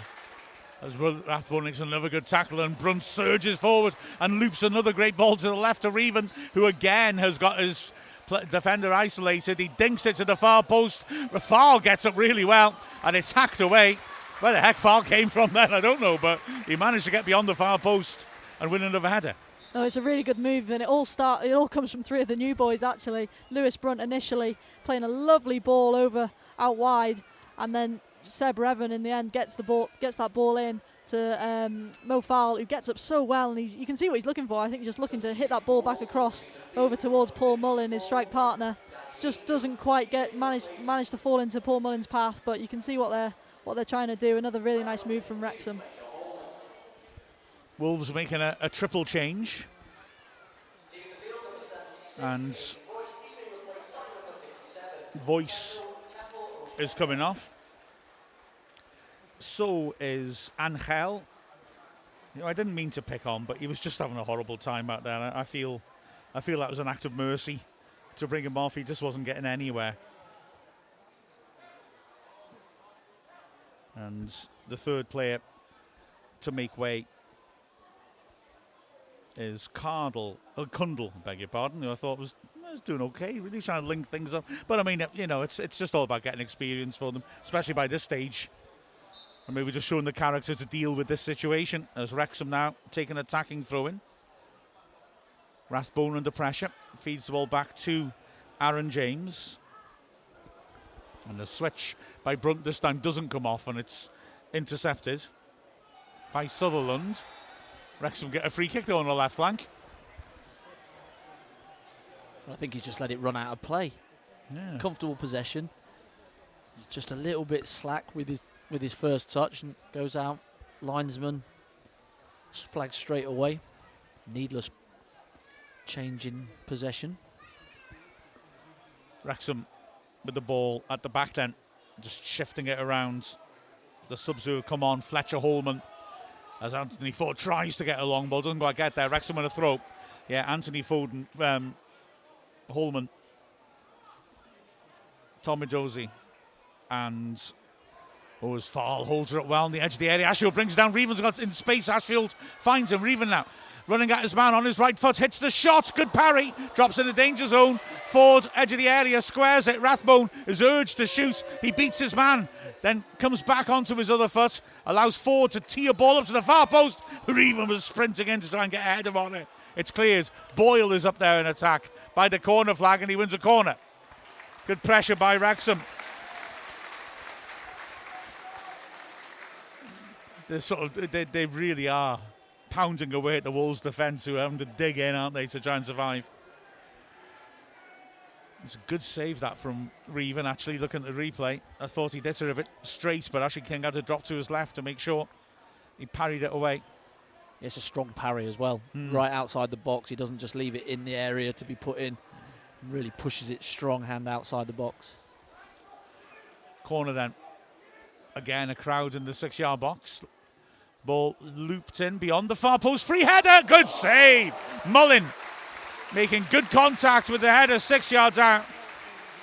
Keeper and defenders cleaned him in the ball, but got down well to his left to save it. Yeah, there'll be questions asked right now in that Wolves defence, because Paul Mullin just finds himself wide open and he connects with the header really well, does everything right, but King gets there in the end. Another corner for Wrexham. A couple of good moments for King as Reven now will take the corner on the right hand side. Ford again is just wandering across for a short option. It's clipped to the far post and just over Boyle's head and hits Mullin beyond the far post. He didn't see it coming and he just can't quite bring it under control. Goal kick. Boyle was steaming in there and just underneath it.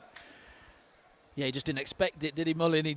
He pulls out to that back post again, thinking that there might be a flick on, but Boyle comes charging in, wipes out about 3 or 4 of the Wolves players as he goes, and it just ends up missing everybody and more than hitting Mullin, and he just can't get a good touch on it, and he just rolls out for a goal kick. Pressure continues to build as a player injured in the Wolves goal mouth. I think it's Okudua, is it? The right wing back. He's up anyway. So would you make any changes then, Mark? You're a manager of Wrexham now, 65 minutes in, right, 25 left. You've got, on your bench, you've got lads that have all been playing, Barnett, Fletcher, Scarr, Dobson, Marriott, McLean. Would you make any changes, or would you leave them to it? I'm not massively inclined to, if I'm honest. I think unless a player's genuinely looking tired, or the sports science has said this guy's not got 90 minutes in him, I think why change this? I would absolutely agree with you. I'd just leave him out though. I'd definitely give Mullin 90, a full 90, and just tell him, just keep running, just keep running. Nice bit of skill by Odozie, who squares it on, chance for a shot, and it's put over the bar. It was a good burst by Odozie, but when he laid it off, his fellow sub-Holman just couldn't keep his finish down. Most dangerous that Wolves have been, though, by a fair distance, I think it's reasonable to say. Yeah, they've lacked quite a bit, haven't they, in that final third. They've looked fairly tidy on the ball, like we thought they would be in the middle third and their own third. When they get into that final third, the quality's just not quite been there. They haven't really looked like hitting the target when they've got into opportunities. They've just sort of sliced at it a little bit, and that's their learning of when they do get into those positions, make the keeper work, or be a little bit more aggressive. Now ball over the top for Reven to chase, and even he can't keep it in. Throw in by the corner flag. The Wrexham fans got a lot of joy out of King falling over and he took the goal kick. Fans always enjoy that. It could be, but you're taking the goal kick, you're trying to get under the ball. If you fall over and hitting it, usually they go a fair distance. So, his goal kick actually went a fair distance and ended up setting up their best chance of the game. Ooh, a pass back to Mbete isn't the best, but he just about gets it clear as Reven tears in. But Wrexham again showing strength, win it back, and it's a nice clipped ball by Jones. Foul, left side the box, battling away, does well, comes out with the ball, lays it off. Reven has a bit of time if he wants to put the cross in. He swings it in right footed, takes the deflection, flick towards goal, hacked away from under the bar. I think it was Mullin who got the header, and here's Rathbone now surging forwards to the left corner of the box. Reven receives it outside of him, fakes to go outside around the back, gives it back to Rathbone. And now Boyle and Reven both offering themselves. Rathbone pings across to the far post, which is headed back towards his own goal and held by King. That surely wasn't intentional. But he can't have meant that. Surely the action of going to head it away was done as well. So if he's meant that, it's amazing. Long ball forwards by Wolves, and Sutherland's done well to keep this in by the corner flag. Aaron James tight to him, forces him to play a blind cross in, and Lewis Brunt, controls on his chest, and again comes surging forwards. Fowles found a bit of space in the left. Good pressing actually by Edozie to put the ball out. The throw goes Wolves' way, off Anthony Ford in the end. It's not that I've never seen Wolves goalies have misfortune here. If I get a chance, I've got to tell you about Mark Kendall's afternoon from hell. Who was king. Let's Bullen get ever so close. Now Rathbone is looking to put pressure on. It goes back to the keeper with a bit more time. He feeds it to Edozie. James Jones challenges. Ref was going to give a foul. He's played a good advantage. Wrexham midfield empty for once. The ball switched over to the left-hand side. Chance for a cross. Barrett sweeps it in. Holman beaten. That's a good header clear. And then the attempted follow-up is put way off target. Boyle did well to get up and win that header in the middle of the pitch. I guess that's the problem for Wolves, and maybe the problem for us judging our performance. It's a great header by Boyle, but I expect a bloke with his experience and credentials to win that header as well. And it's like you're looking at Brunt, who's been excellent, but he's not up against a big, experienced target man as he dominates completely in the air. As Ashfield fouls his man, free kick. You know, I'm very, very happy, but I don't want to get too carried away at the same time. Although, as Andy's describing the sort of difficult circumstances for this sort of team, this Wrexham team, to play in these games, it is great to see them all doing what they ought to be doing and dominating.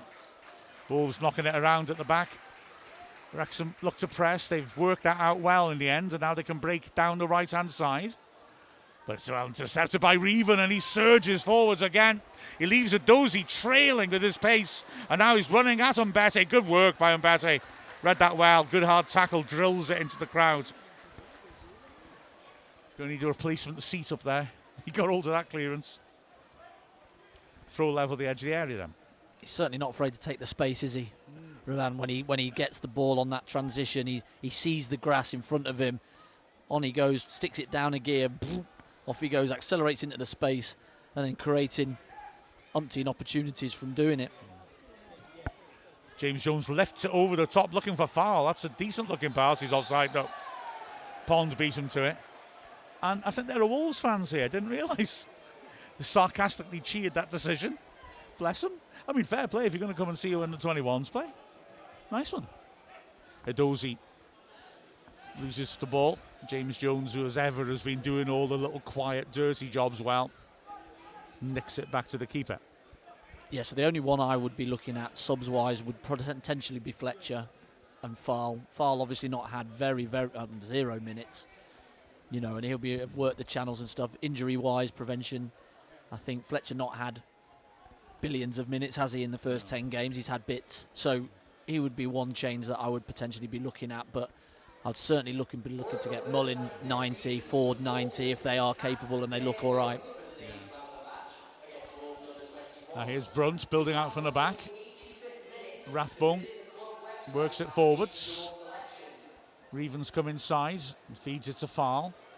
Just an announcement that fans can vote for the man of the match. You can go to the club website and, you know, select who you want.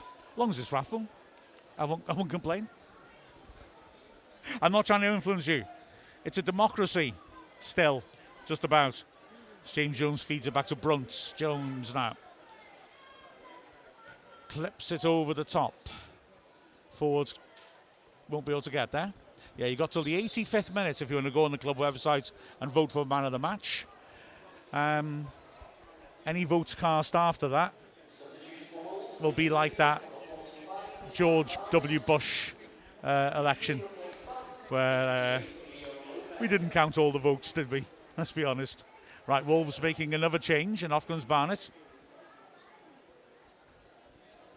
On his place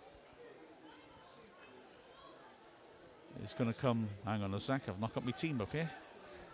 I'm going to have to bluff. And I've got a banjo. Leo Lopez comes on. So throw in to Wolves, level the edge of their own area, left-hand side, thrown down the line by Sutherland, and it bounces through. Brunt sweeps it back into the centre circle. And Wrexham will start again.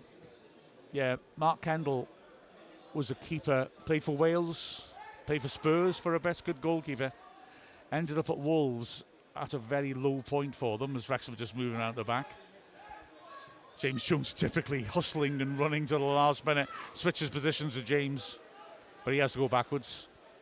And Wolves' low point of their history dropped down for 2 seasons into the old 4th division, so League 2 in current money. And they bounced back. But we had got into a wonderful habit of walloping them. It was bizarre. It really was fantastic. The debut of Steve Bull, who was an absolute legend for Wolves, as Ashfield does ever so well. Sidesteps a Dozie in midfield and put some pace into the move, switching the ball out wide. It's intercepted, but now Boyle's coming forwards. He helps it out to Reven, draws 2 men to him, feeds it back into midfield. Ford is stretching the pitch, looking for a diagonal. James Jones has worked her across to the right. Aaron James now driving forwards with pace. Ford takes over 30 yards out, back into midfield. Wolves holding their shape. They're not putting any pressure on in midfield. It's challenging Wrexham to find a way through them. Here is Jones. Ford now. Little running behind by Aaron James. And he just underhits the pass as Ford. Can Wolves break away? Ball fed up towards Adozie again.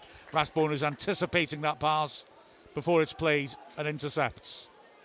And Wrexham start once more. Ford through the middle. Brunt now. Again, Wrexham working down the left-hand side. Reven lets Ashfield be a decoy and finds Mullin. Popping it back to the halfway line. Wrexham patient. Aaron James is offering the switch now. Well, in the end, Betty isn't patient. Foul. Free kick about 35 yards out.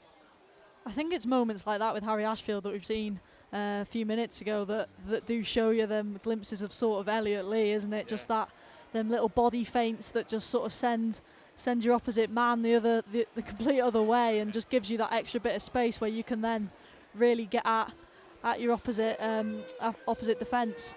And he does that so well for an 18-year-old. He just looks so comfortable on the ball and off it as well. Yeah, absolutely. He looks really comfortable on the ball, doesn't he? Really confident. Mullin shapes the shoot and then works it wide. Reven's cross is blocked. Mullin's now going to scrap to try and win it back, but he can't. Reven chasing back into his own half, back to Rathbone. And Rathbone slows things down again.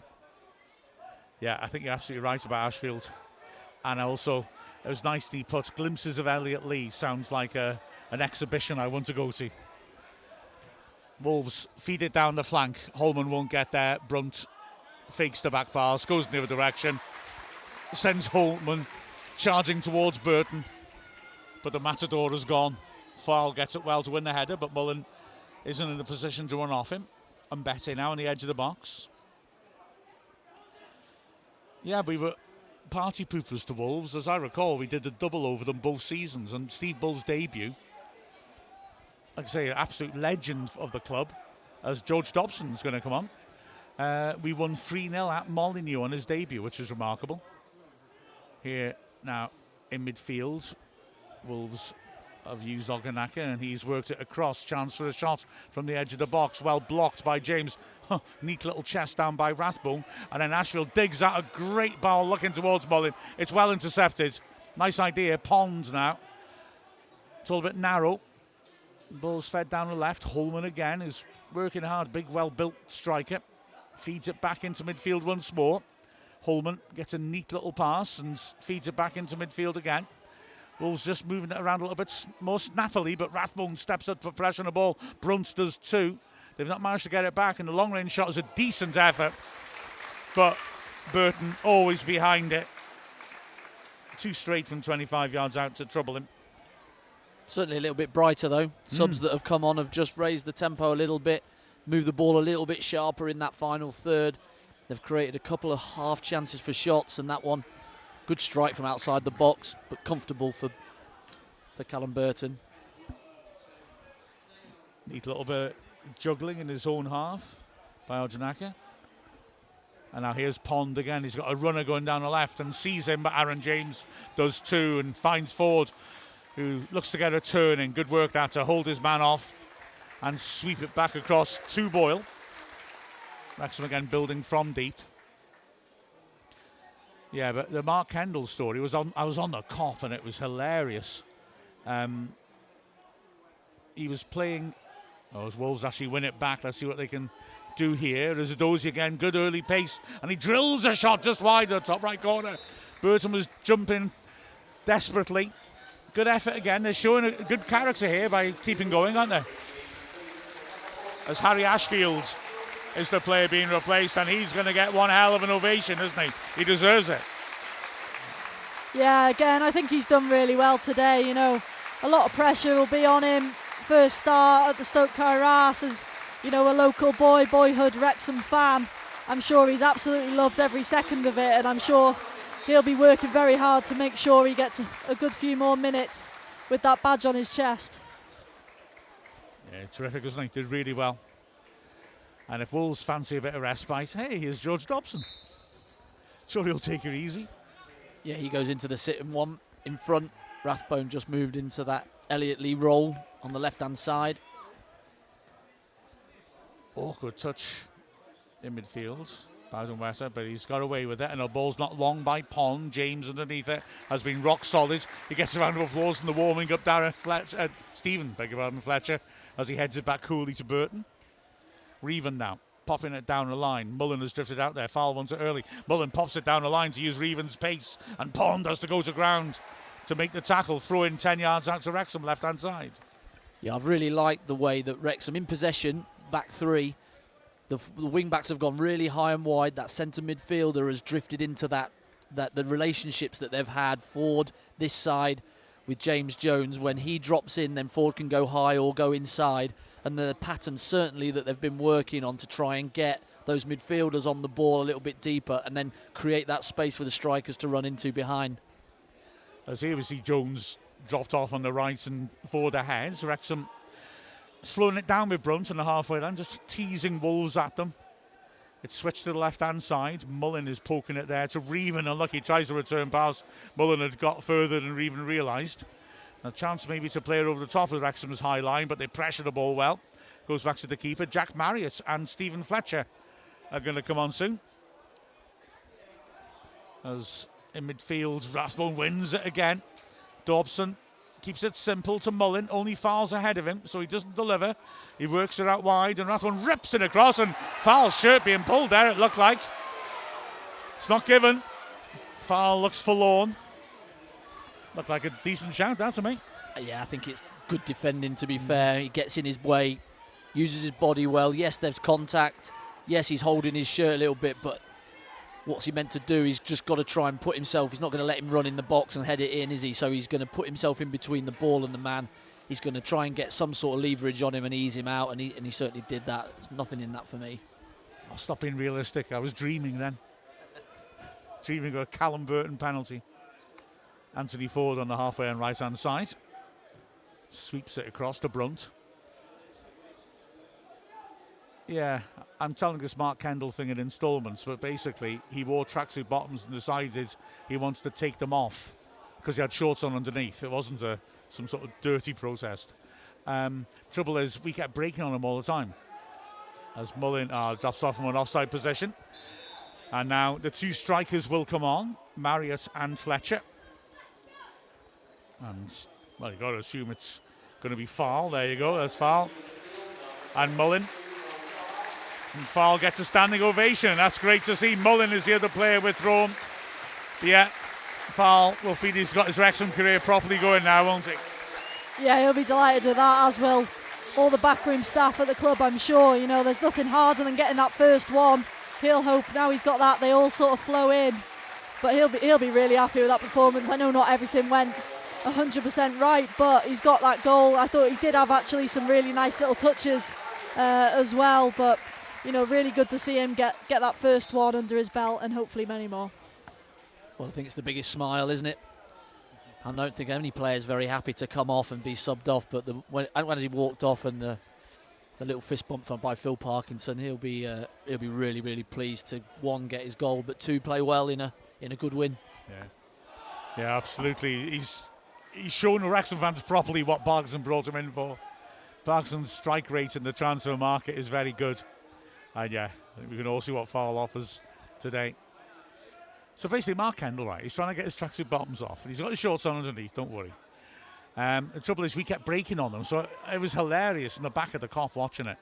Kendall waiting until he thought, right, the ball's not coming up here for a while, starting to take his pants off, and then the ball would be thumped long, and he's there scrambling, putting them back on. And at one glorious moment, he gets one leg nearly off, who was Fletcher. Lets the ball pass through, and Reevan feeds it back to Fletcher, edge of the area. Tries a lovely little scoop ball to put Marius in. Doesn't quite work, but a switch to James. He drives in the right box, drills it in the goal mouth. Good save by the keeper. Drops loose, and James Jones can't get any leverage on his header. 7 yards out, but it just floated up at him, and there's not much he could do with it, really, was there? Well, the clearance is with the right foot, so he sort of he chips it, Mark. He chips it up off the floor, and it's like a little backspinner, but it just lifts up with no power at all. So James Jones comes onto it. He can't generate any power with his neck, and it just hopelessly drops into the keeper's arms. There's good build-up play by Fletcher, though, sweeping it across to Marriott and getting that move running. And James Dewell surging in the box as James Jones picks the ball up. Dobson now, Reevan is offering. Dobson uses the space he's created to roll in Boyle. Fletcher drops off to the halfway line. Reevan now shapes to run at his man and surges round the outside. Good tackle, and he's actually got a throw for Wolves as Ardueta. Throwing them 30 yards out from the Wolves goal. So yeah, at one point Kendall nearly gets his tracksuit leg off. It gets tangled up in his studs, and then we break away, and he's panicking and he can't get his trousers back on, and he's hopping around on one leg. The cop's going nuts, and we didn't score from it. We didn't get a shot off, but then we did score soon afterwards, and the poor bloke gets his studs tangled up in the net this time. And you just think, what's wrong? The poor guy, what's going on for him? He was, however, able to take his trousers off. That may have been why he conceded the goal. And we won 4-2. It was fun all round. Here's Brunt sidestepping Adozi beautifully and switching over the top for Marriott. Marriott should just keep that in. Ford's in support. Oh, he miscontrols it as he's about to cross the line. There's a few more win bonuses going to be given out. James McLean is going to come on for a big 4-minute shift. Yeah, the subs are just sharpen things up a touch. You know, that surely is just to give Rathbone a round of applause, isn't it? He's been brilliant. And so he comes off, and James McLean comes on into midfield for the last 3 or so minutes.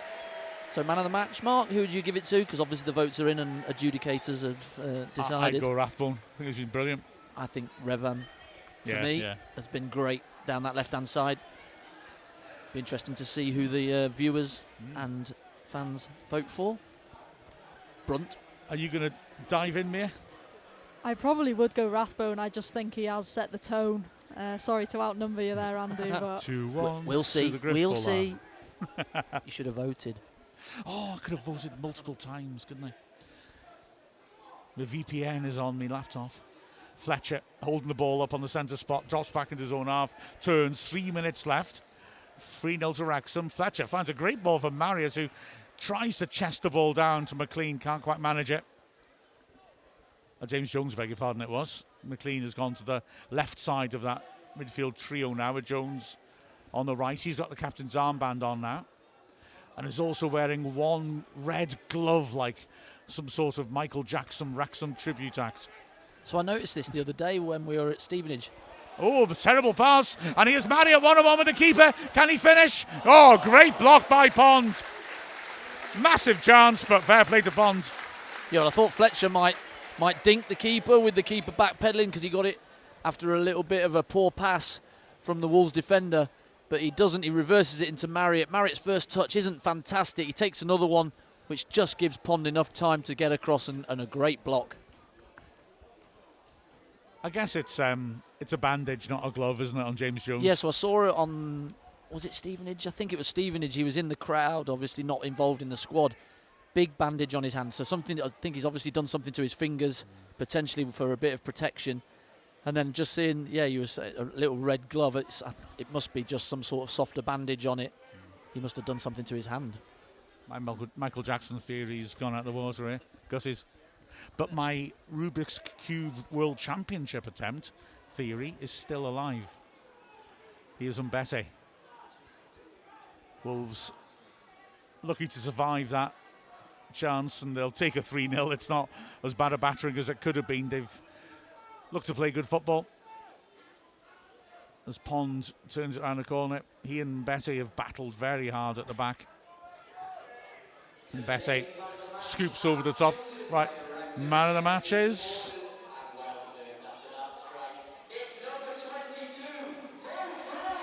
Oh, okay. You know what? I wondered whether the fans might go for him. Fair play to him. They wanted him to score as well, and he gave them what they wanted, so how can you argue against that? And it was a good one. Oh, yeah, it was a good goal. Wasn't it? You know, it's a good finish, a difficult, awkward one. And he decides to go all out. Ronaldo on it. First leg up, overhead kick, bang. Caught it sweep into the bottom corner. As Fletcher wins a towering header, important foot in to stop it going too even. Now the ball bobbling in midfield, and Mbete takes a touch. Marriott nearly hassles him off the ball. Crunching tackle. Typical crunching tackle by Dobson.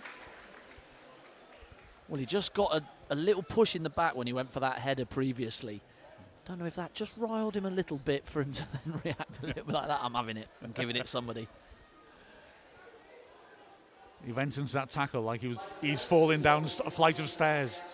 4 minutes left. Wolves look to come forwards again. Sutherland's working it across to Edozie. He's been very lively in these sort of positions, just driving forwards, and he sweeps the ball in, but he's got that angle wrong and puts it well behind for a goal kick. Jarvis reckons Fletcher's too nice to embarrass the kids with that pass he played rather than dinking the keeper. Maybe he's still got that Ryan Barnett chance, on his mind from Saturday, where he's obviously, Ryan Barnett's been so unselfish giving it to Fletcher and he's missed it. This time he's thought he'll be the unselfish one and he's tried to give it to Marriott. But yeah, I agree. I think he should have used his striker instinct and taken it for himself on that one. Now here's Reven trying to surge. Oh, doesn't quite take it on properly. But Fletcher takes over, gets in the box, left-hand side. Feeds it back wide in the end. And the ball is worked back into midfield. Dobson to Brunt. We've had 1 of the 4 added minutes. Brunt looks at the movement, squares it. And that's Dobson helping on to Reven. Nice idea to work it out to McLean. Put it behind him though. So the move slows down. Dobson, McLean again. Wrexham just moving it about. Wolves start to step out. Ford very central, sweeping it on. Brunt hits the deck as he sweeps another lovely ball out to Reven. Reven shapes to go inside and burst outside. Drills it in. Marriott spins, hits a shot, deflected behind for the corner. Lovely stuff by Wrexham. Nice slow build up, move him around and then strike. Great to watch. Yeah, Reven again, isn't it? From 0 to 60 in about 2 seconds. Just goes past his man. Drives one at the near post. It's Marriott coming away from goal. Now, was that offside then? Wrexham took a short corner. I think the ball was moving. All right. I've read the hand gestures correctly. So we'll get another goal. Corner on the left-hand side, and in swinger. Wrexham have been knocking on the door for a 4th for a while. And it's swept in by Ford to the far post. Fletcher nods it in the goal mouth. Ricochets around. Fletcher drills it. Hits King from about 6 yards out. Pops it back across. And it isn't cleared. The ball's picked up by Dobson, who works it backwards. McLean, the fans say shoot. He says no and works it wide. Ford dinks it in nicely. James after that. Beaten to it well in the air. Fletcher again causing problems from a set piece. Keeper didn't know much about that. There's McLean sweeping it in. Good header by Pond, of players attacking it on either side. And a bit of a lucky ricochet for Wolves as Brunt tries to claim it back, but he runs his man off the ball, and now Wrexham can break forwards again. Good movement by Ford as he gets back across to the right-hand side after the corner. Aaron James in support. Ford sweeps in the cross. It's headed back to where it came from.